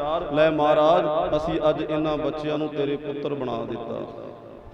ਰਹਿਮਤ ਬਖਸ਼ਿਸ਼ ਕਰੇ ਗੁਰੂ, ਕਿਰਪਾ ਕਰੇ। ਵੇਖੋ ਆ ਗੁਰੂ ਕੇ ਕੀਰਤਨੀਏ ਨੇ ਨਿੱਕੇ ਨਿੱਕੇ ਬੱਚੇ ਤੁਰੇ। ਮਨ ਬੜਾ ਖੁਸ਼ ਹੁੰਦਾ ਹੈ ਕਿ ਇੱਧਰ ਇੱਕ ਸਿੰਘ ਤਬਲਾ ਵਜਾ ਰਿਹਾ, ਭਾਈ ਨਿਸ਼ਾਨ ਸਿੰਘ ਦੇ ਪ੍ਰਜੰਦ, ਗਿਆਨੀ ਸਤਨਾਮ ਸਿੰਘ ਹੁਣੇ ਕੀਰਤਨ ਕਰ ਰਿਹਾ ਹੈ। ਮੈਂ ਇਹ ਨਹੀਂ ਕਹਿੰਦਾ ਕਿ ਆਪਣੀ ਵਡਿਆਈ ਕਰਦਾ, ਇਹਨਾਂ ਬੱਚਿਆਂ ਦਾ ਮਾਣ ਕਰਿਆ ਕਰੋ। ਜੇ ਇਹੋ ਬੱਚੇ ਕਿਤੇ ਨਸ਼ਾ ਖਾਣ ਲੱਗ ਪੈਂਦੇ ਨਾ, ਆਪਾਂ ਪਤਾ ਹੀ ਕਹਿਣਾ ਸੀ ਉਹ ਨਿਸ਼ਾਨ ਸਿੰਘ ਦੇ ਮੁੰਡੇ ਨਸ਼ਾ ਖਾਂਦੇ ਆ। ਫਰੀ 'ਚ ਉਹਨਾਂ ਦੀ ਆਪਾਂ ਜਾ ਕੇ ਲੋਕਾਂ ਨੂੰ ਦੱਸਣਾ ਸੀ। ਤੇ ਅੱਜ ਵੀ ਦੱਸਿਆ ਕਰੋ ਕਿ ਸਾਡੇ ਪਿੰਡ ਦੇ ਕੀਰਤਨੀਏ ਨੇ ਭਾਈ, ਇਹਨਾਂ ਦਾ ਮਾਣ ਕਰਿਆ ਕਰੋ। ਮੈਂ ਇੱਕ ਨਿੱਕੀ ਜੀ ਗੱਲ ਕਹਿ ਕੇ ਸ਼ਾਇਦ ਤੁਹਾਨੂੰ ਚੁਭੇ, ਪਰ ਅਸਲੀਅਤ ਹੈ। ਅੱਜ ਹਾਲਾਤ ਕੀ ਹੈ ਵੇਖੋ, ਇੱਕ ਗਾਉਣ ਵਾਲੀ ਗਾਣਾ ਗਾਉਂਦੀ, ਰਾਤੀ ਮਿਲਣਾ ਆਈ ਮੈਂ ਪਿੰਡ ਪਹਿਰਾ ਲੱਗਦਾ ਹੈ। ਉਹਨੂੰ 500 ਦਾ ਨੋਟ ਦਿੰਨੇ ਆ। ਇੱਕ ਕੀਰਤਨੀਆਂ ਵੀ ਗਾਉਂਦਾ ਏ, ਭਿੰਨੀ ਰੈਣੜੀਏ ਚਮਕਣ ਤਾਰੇ, ਉਹਨੂੰ 10 ਰੁਪਏ ਦਿੰਨੇ ਆ। ਗੱਲ ਤਾਂ ਉਹਨੇ ਵੀ ਰਾਤ ਦੀ ਕੀਤੀ ਤੇ ਗੱਲ ਕੀਰਤਨੀਆਂ ਵੀ ਰਾਤ ਦਾ ਕਰਦਾ। ਹੁਣ ਉਹਦੀ ਗੱਲ ਵਿੱਚ ਫਰਕ ਬੜਾ ਹੈ ਤੇ ਜਿਹੜੀ ਗੱਲ ਕੀਰਤਨੀਆਂ ਕਰਦਾ ਹੈ ਵੀ ਭਿੰਨੀ ਰੈਣੜੀਏ ਚਮਕਣ ਤਾਰੇ, ਜਾਗੇ ਸੰਤ ਜਣਾ ਮੇਰੇ RAM ਪਿਆਰੇ, ਉਹ ਪ੍ਰੈਣ ਭਿੰਨੀ ਹੁੰਦੀ ਜਾਂਦੀ ਹੈ, ਢਲਦੀ ਜਾਂਦੀ ਹੈ ਜਿੰਦੜੀਏ, ਉੱਠ ਉਸ ਰੱਬ ਦੀ ਉਸਤਤ ਕਰ ਜਿਹੜੇ ਵਕਤ ਸੰਤ ਲੋਕ ਮਹਾਂਪੁਰਖ ਜੋ ਜੁੜਦੇ ਆ। ਤੇ ਇੱਕ ਕਹਿੰਦੀ ਰਾਤੀ ਮਿਲਣ ਨਾ ਆਈ ਵੇ, ਹੁਣ ਫਰਕ ਤਾਂ ਬੜਾ ਹੈ। ਜਿਹੜੀ ਰਾਤ ਮਿਲਣ ਨੂੰ ਕਹਿੰਦੀ ਉਹਨੂੰ 500 ਦਾ ਨੋਟ, ਜਿਹੜਾ ਕਹਿੰਦਾ ਭਿੰਨੀ ਰੈਣੜੀਏ ਕੀਰਤਨ ਜਾਗਣ ਤਾਰੇ ਉਹਨੂੰ 10 ਦਾ ਨੋਟ। ਸਾਨੂੰ ਸਮਝਣਾ ਪਵੇਗਾ ਸਾਡੀ ਮਾਨਸਿਕਤਾ ਕਿੱਥੇ ਚਲੀ ਗਈ। ਇਹ ਗੱਲਾਂ ਮੈਂ ਤਾਂ ਕੀਤੀਆਂ ਕਿਉਂਕਿ ਆਪਾਂ ਪਰਿਵਾਰ ਬੈਠੇ ਆ ਸਾਰੇ। ਆਪਣੇ ਪਰਿਵਾਰਾਂ ਤੋਂ ਜਦੋਂ ਸ਼ੁਰੂ ਕਰਾਂਗੇ ਨਾ ਤਾਂ ਗੁਰਮੁਖੋ ਗੱਲ ਕਿਤੇ ਸਿਰੇ ਲੱਗ ਜਾਂਦੀ ਹੈ। ਮੇਰੀਆਂ ਭੁੱਲਾਂ ਨਾ ਚਤਾਰਿਓ, ਬੇਨਤੀਆਂ ਨੂੰ ਪ੍ਰਵਾਨ ਕਰਿਓ। ਆਪ ਸਾਰੀਆਂ ਸੰਗਤਾਂ ਨੂੰ ਸਾਹਿਬ ਗੁਰੂ ਗ੍ਰੰਥ ਸਾਹਿਬ ਮਹਾਰਾਜ ਦੇ ਪਹਿਲੇ ਪ੍ਰਕਾਸ਼ ਦੀਆਂ ਲੱਖ ਲੱਖ ਵਧਾਈਆਂ ਹੋਣ। ਗੁਰੂ ਰਹਿਮਤ ਬਖਸ਼ਿਸ਼ ਕਰੇ। ਇਹ ਪਹਿਲਾ ਪ੍ਰਕਾਸ਼ ਹੈ ਜੀ। ਕਈ ਵਾਰੀ ਸਾਡੇ ਬੱਚੇ ਟਪਲਾ ਖਾ ਜਾਂਦੇ ਆ। ਇਸ ਤੋਂ ਅੱਗੇ ਸੰਪੂਰਨਤਾ ਦਿਵਸ ਹੈ। ਸੰਪੂਰਨਤਾ ਦਿਵਸ ਕਿੱਥੇ ਹੈ? ਜਦੋਂ ਗੁਰੂ ਕਲਗੀਧਰ ਮਹਾਰਾਜ ਜੰਗਾਂ ਜੁੱਧਾਂ ਤੋਂ ਵਿਹਲੇ ਹੋ ਕੇ ਦਮਦਮਾ ਟਿਕਦੇ ਆ, ਕਮਰ ਕੱਸਾ ਖੋਲਦੇ ਆ, ਦਮ ਲੈਂਦੇ ਆ, ਉਹਦਾ ਨਾਂ ਤਾਂ ਦਮਦਮਾ ਪਿਆ। ਮਹਾਰਾਜ ਟਿਕੇ, ਦਮ ਲਿਆ। ਉੱਥੇ ਧੀਰ ਮੱਲੀਆਂ ਕੋਲੇ ਬੀੜ ਸੀ। ਮਹਾਰਾਜ ਨੇ ਸੁਨੇਹਾ ਘੱਲਿਆ, ਉਹ ਕਹਿੰਦੇ ਅਸੀਂ ਨਹੀਂ ਦੇਣੀ, ਜੇ ਤੂੰ ਆਪ ਗੁਰੂ ਹੈ ਤੇ ਲਿਖ ਲਾ। ਮਹਾਰਾਜ ਨੇ ਕਿਹਾ ਸੱਦੋ ਬਾਬਾ ਦੀਪ ਸਿੰਘ ਨੂੰ। ਕਲਮਾਂ ਘਟੀਆਂ ਗਈਆਂ। ਉੱਥੇ ਅੱਜ ਵੀ ਗੁਰਦੁਆਰਾ ਲਿਖਣਸਾਰ ਸਾਹਿਬ ਹੈ, ਤੁਸੀਂ ਉੱਥੇ ਜਾਇਓ ਜੀ, ਕਿਤੇ ਦਰਸ਼ਨ ਕਰਿਓ। ਮਹਾਰਾਜ ਗੁਰੂ ਕਲਗੀਧਰ ਪਿਤਾ ਚੌਂਕੜਾ ਲਾਉਂਦੇ ਆ। ਸੱਚੇ ਪਾਤਸ਼ਾਹ ਇੱਕ ਓੰਕਾਰ ਤੋਂ 18 10 20 ਤੱਕ ਦੀ ਬਾਣੀ, ਗੁਰੂ ਤੇਗ ਬਹਾਦਰ ਮਹਾਰਾਜ ਦੀ ਬਾਣੀ, ਜਿਹਨੂੰ 31ਵਾਂ ਰਾਗ ਕਿਹਾ ਹੈ, ਉਹ ਪਾ ਕਰਕੇ ਮਹਾਰਾਜ ਉਹਦੀ ਸੰਪੂਰਨਤਾ ਕਰ ਦਿੰਦੇ ਆ ਤੇ ਪਿੱਛੇ ਮੁੰਦਾਵਣੀ ਮੂੰਦ ਦਿੰਦੇ ਆ। ਤੁਸੀਂ ਸਿਆਣੇ ਬੈਠੇ ਹੋ, ਜਦੋਂ ਕਿਤੇ ਸਰਕਾਰੀ ਸੀਲ ਲੱਗਦੀ ਹੈ ਨਾ, ਉਹਨੂੰ ਕਿਹਾ ਜਾਂਦਾ ਮੁੰਦਾਵਣੀ, ਮੂੰਦ ਦੇਣਾ ਵੀ ਇਹਨੂੰ ਸਰਕਾਰੀ ਬੰਦਾ ਹੀ ਖੋਲ ਸਕਦਾ, ਹੋਰ ਕੋਈ ਨਹੀਂ ਖੋਲ ਸਕਦਾ। ਉਹ ਸੀਲ ਦਾ ਭਾਵ ਮੁੰਦਾਵਣੀ ਲਾ ਦਿੱਤੀ ਮਹਾਰਾਜ ਨੇ ਵੀ ਇਹਨੂੰ ਹੁਣ ਆਮ ਬੰਦਾ ਨਹੀਂ ਖੋਲ ਸਕੇਗਾ। ਜੇ ਇਸ ਬਾਣੀ ਤੋਂ ਅੱਗੇ ਕਿਸੇ ਨੇ ਲੱਖਣੀ ਹੈ ਤੇ ਉਹ ਗੁਰੂ ਨਾਨਕ ਦਾ ਰੂਪ ਵੀ ਖੋਲ ਸਕਦਾ, ਕੋਈ ਹੋਰ ਇਹਦੇ 'ਚ ਹੇਰ ਫੇਰ ਨਹੀਂ ਕਰ ਸਕਦਾ। ਭਾਈ ਸਾਹਿਬ ਨੇ ਪਹਿਲਾ ਸ਼ਬਦ ਪੜਿਆ ਸੀ, ਅੱਖਰ ਲਿਖੇ ਸਹੀ ਗਾਵਾਂ ਅਵਰ ਨਾ ਜਾਣਾ। ਮਾਰੇ ਕਹਿੰਦੇ ਜੋ ਲਿਖ ਦਿੱਤਾ ਇਹਨੂੰ ਗਾਉਣਾ, ਇਹਦੇ ਤੋਂ ਬਾਹਰ ਨਹੀਂ ਗਾਉਣਾ। ਇਹ ਗੱਲ ਵੱਖਰੀ। ਅੱਜ ਧਾਰਨਾ ਵਾਲੇ ਬੜੇ ਤੁਰੇ ਫਿਰਦੇ ਆ ਕੱਚੀਆਂ ਪਿੱਲੀਆਂ ਧਾਰਨਾ ਵਾਲੇ। ਮੈਂ ਪਿੱਛੇ ਜਾ ਮਈਆਂ ਵਾਲੇ ਕਥਾ ਕਰਨ ਗਿਆ, ਉਹ ਢੋਲਕੀਆਂ ਵਾਲੇ ਸੱਦ ਲੈਂਦੇ ਸੀ ਧਾਰਨਾ ਵਾਲੇ। ਤੇ ਇੱਕ ਸਿੰਘ ਨੇ ਮੈਨੂੰ ਬੇਨਤੀ ਕੀਤੀ, ਭਾਈ ਸਾਹਿਬ ਜ਼ਰੂਰ ਦੱਸਿਓ। ਮੈਂ ਕਿਹਾ ਜਿਸ ਦਿਨ ਗੁਰੂ ਅਰਜਨ ਦੇਵ ਪਾਤਸ਼ਾਹ ਨੇ ਬਾਣੀ ਉਚਾਰੀ ਸੀ, ਕਾਨਾ ਪੀਲੂ ਛੱਜੂ ਤੇ ਸ਼ਾਹ ਹੁਸੈਨ ਆਏ ਸਨ ਵੀ ਸਾਡੀ ਵੀ ਬਾਣੀ ਵੇਖੋ। ਮਹਾਰਾਜ ਨੇ ਕਿਹਾ ਤੂੰ ਦੱਸੋ। ਕੋਈ ਕੁਝ ਬੋਲਿਆ, ਕੋਈ ਕੁਝ ਬੋਲਿਆ। ਮਹਾਰਾਜ ਕਹਿੰਦੇ ਤੁਹਾਡੀ ਬਾਣੀ ਗੁਰੂ ਨਾਨਕ ਦੀ ਬਾਣੀ ਨਾਲ ਮੇਲ ਨਹੀਂ ਖਾਂਦੀ, ਇਹ ਕੱਚੀ ਬਾਣੀ ਹੈ, ਇਹਦੇ ਵਿੱਚ ਤਾਂ ਸੱਚੀ ਬਾਣੀ ਹੈ। ਮਹਾਰਾਜ ਨੇ ਕੱਚਿਆਂ ਨੂੰ ਪਾਸੇ ਕਰ ਦਿੱਤਾ ਤੇ ਅੱਜ ਆਪਾਂ ਉਹਨਾਂ ਕੱਚਿਆਂ ਨੂੰ ਫਿਰ ਮਹਾਰਾਜ ਹਜ਼ੂਰੀ ਵਿੱਚ ਸੱਦ ਕੇ ਢੋਲਕੀਆਂ ਵਜਾਉਣੀਆਂ। ਇਹ ਸਮਝਣਾ ਪਵੇਗਾ ਸਾਨੂੰ। ਇਹ ਬਾਣੀ ਅਕਾਲੀ ਹੈ, ਇਹ ਬਾਣੀ ਢੋਲਕੀ ਹੈ। ਗੁਰਮੁਖੋ ਸਤਿਗੁਰੂ ਸੱਚੇ ਪਾਤਸ਼ਾਹ ਰਹਿਮਤਾਂ ਦੀ ਦਾਤ ਬਖਸ਼ਿਸ਼ ਕਰੇ। ਫਿਰ ਬੇਨਤੀ ਹੈ, ਅੰਮ੍ਰਿਤ ਵੇਲੇ ਜ਼ਰੂਰ ਉੱਠਿਆ ਕਰੋ। ਅੰਮ੍ਰਿਤ ਵੇਲੇ ਵਿੱਚ ਵਡਿਆਈਆਂ ਤੇ ਅੰਮ੍ਰਿਤ ਵੇਲੇ ਵਿੱਚ ਬਖਸ਼ਿਸ਼ਾਂ ਨੇ। ਅੰਮ੍ਰਿਤ ਵੇਲੇ ਉੱਠ ਕਰਕੇ ਵਾਹਿਗੁਰੂ ਵਾਹਿਗੁਰੂ ਜਪਿਆ ਕਰੋ, ਨਿਤਨੇਮ ਬਾਣੀਆਂ ਦੇ ਨਾਲ ਜੁੜਿਆ ਕਰੋ। ਔਰ ਵੇਖੋ ਆਪਣੇ ਪਿੰਡ ਤਾਂ ਦਰਿਆ ਵਗਦਾ ਹੈ। ਬਾਬਾ ਬਲਦੇਵ ਸਿੰਘ ਦੇ ਰੂਪ ਵਿੱਚ ਪਤਾ ਨਹੀਂ ਕਿੰਨਿਆਂ ਕੁ ਦੇ ਹਿਰਦਿਆਂ 'ਚ ਬਾਣੀ ਪਹੁੰਚ ਚੁੱਕੀ ਹੈ। ਨਿਤਿਆ ਲਾਗੇ ਪਿੰਡਾਂ 'ਚ ਜਾਈਏ ਗੁਰਮੁਖੋ, ਕਿਤੇ ਕੋਈ ਸੰਥਿਆ ਨਹੀਂ ਦਿੰਦਾ, ਪਰ ਇੱਥੇ ਆਵਾਜ਼ਾਂ ਮਾਰੀਆਂ ਜਾਂਦੀਆਂ ਨੇ।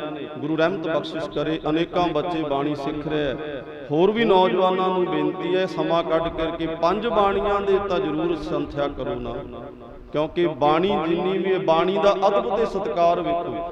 ਗੁਰੂ ਅਰਜਨ ਦੇਵ ਪਾਤਸ਼ਾਹ ਆਪ ਥੱਲੇ ਸੌਂਦੇ ਆ, ਅਦਬ ਹੈ ਬਾਣੀ ਦਾ। ਇੱਥੇ ਹੀ ਨਹੀਂ, 7ਵੇਂ ਪਾਤਸ਼ਾਹ ਗੁਰੂ ਹਰਿਰਾਏ ਸਾਹਿਬ ਇੱਕ ਦਿਨ ਪਲੰਘ ਤੇ ਬੈਠੇ ਸਨ। ਬਾਹਰੋਂ ਸੰਗਤ ਸ਼ਬਦ ਗਾਉਂਦੀ ਆਉਂਦੀ ਸੀ। ਮਹਾਰਾਜ ਦੇ ਕੰਨਾਂ 'ਚ ਆਵਾਜ਼ ਪਈ ਸ਼ਬਦ ਦੀ, ਬਾਣੀ ਦੀ। ਮਹਾਰਾਜ ਅਚਾਨਕ ਉੱਠੇ ਤੇ ਜਦੋਂ ਉੱਠੇ ਤੇ ਗੋਡਾ ਪਲੰਘ ਨਾਲ ਵੱਜਿਆ ਤੇ ਖੂਨ ਨਿਕਲਣ ਲੱਗ ਪਿਆ। ਸਿੱਖਾਂ ਨੇ ਕਿਹਾ ਮਹਾਰਾਜ ਇੰਨੀ ਕਾਹਲੀ ਕਾਹਦੀ? ਮਹਾਰਾਜ ਕਹਿੰਦੇ ਸਿੱਖ ਆਉਂਦੇ ਸਨ ਬਾਣੀ ਪੜ੍ਹਦੇ। ਵੇਖੋ ਕਿੰਨਾ ਅਦਬ, ਕਿੰਨਾ ਸਤਿਕਾਰ। ਮਹਾਰਾਜ ਬਾਣੀ ਤਾਂ ਤੁਹਾਡੀ ਹੈ। ਕਹਿੰਦੇ ਨਹੀਂ। ਸੱਚੇ ਪਾਤਸ਼ਾਹ ਕਹਿੰਦੇ ਇਹ ਧੁਰਕੀ ਬਾਣੀ ਹੈ, ਇਹਦਾ ਅਦਬ ਤੇ ਸਤਿਕਾਰ ਜਿੰਦ ਤੇ ਜਾਣ ਨਾਲੋਂ ਵੀ ਜ਼ਿਆਦਾ ਹੋਣਾ ਚਾਹੀਦਾ ਹੈ। ਸ਼੍ਰੀਮਾਨ ਕਵੀ ਸੰਤੋਖ ਸਿੰਘ ਜੀ ਕਹਿੰਦੇ ਜਿਨ ਪੈ ਬਾਣੀ ਅਦਬ ਨਾ ਧਾਰਾ ਜਾਣੋ ਨਾਹੀ ਸੋ ਸਿੱਖ ਹਮਾਰਾ। ਮਹਾਰਾਜ ਕਹਿੰਦੇ ਜਿਹੜਾ ਬਾਣੀ ਦਾ ਅਦਬ ਨਹੀਂ ਕਰਦਾ ਉਹ ਸਾਡਾ ਸਿੱਖ ਹੀ ਨਹੀਂ। ਗੱਲ ਨਿਬੇੜ ਦਿੱਤੀ। ਤੋ ਬਾਣੀ ਦਾ ਸਤਿਕਾਰ ਕਰਿਆ ਕਰੀਏ, ਮਾਣ ਕਰਿਆ ਕਰੀਏ, ਬਾਣੀ ਪੜ੍ਹਨ ਵਾਲਿਆਂ ਦਾ ਮਾਣ ਸਤਿਕਾਰ। ਬਾਣੀ ਪੜ੍ਹਿਆ ਕਰੋ, ਅੰਮ੍ਰਿਤ ਵੇਲੇ ਉੱਠਿਆ ਕਰੋ, ਗੁਰੂ ਘਰ ਆਇਆ ਕਰੋ, ਕਿਉਂਕਿ ਗੁਰਮੁਖੋ ਜਿਨ੍ਹਾਂ ਹੱਥਾਂ ਵਿੱਚ ਗੁਟਕੇ ਸਾਹਿਬ ਆ ਗਏ ਨਾ, ਫਿਰ ਉਹਨਾਂ ਹੱਥਾਂ ਦੇ ਵਿੱਚ ਹੋਰ ਕੁਝ ਨਹੀਂ ਆਏਗਾ। ਆਪਣੇ ਬੱਚਿਆਂ ਦੇ ਹੱਥਾਂ 'ਚ ਗੁਟਕੇ ਸਾਹਿਬ ਦੇ ਦਿਓ, ਫਿਰ ਆਪੇ ਕਲਗੀਧਰ ਜਾਣੇ ਤੇ ਇਹ ਬੱਚੇ ਜਾਣਨ। ਮੇਰੀਆਂ ਭੁੱਲਾਂ ਨਾ ਚਿਤਾਰਿਓ, ਤੁਹਾਡਾ ਬੱਚਾ ਅਸੀਸਾਂ ਬਖਸ਼ਿਓ ਜੀ, ਰਹਿਮਤ ਬਖਸ਼ਿਓ। ਗੁਰੂ ਕਿਰਪਾ ਕਰੇ, ਫਤਿਹ ਦੀ ਸਾਂਝ ਪਾਓ ਜੀ। ਪਿਆਰ ਨਾਲ ਕਹੋ ਵਾਹਿਗੁਰੂ ਜੀ ਕਾ ਖਾਲਸਾ, ਵਾਹਿਗੁਰੂ ਜੀ ਕੀ ਫਤਿਹ।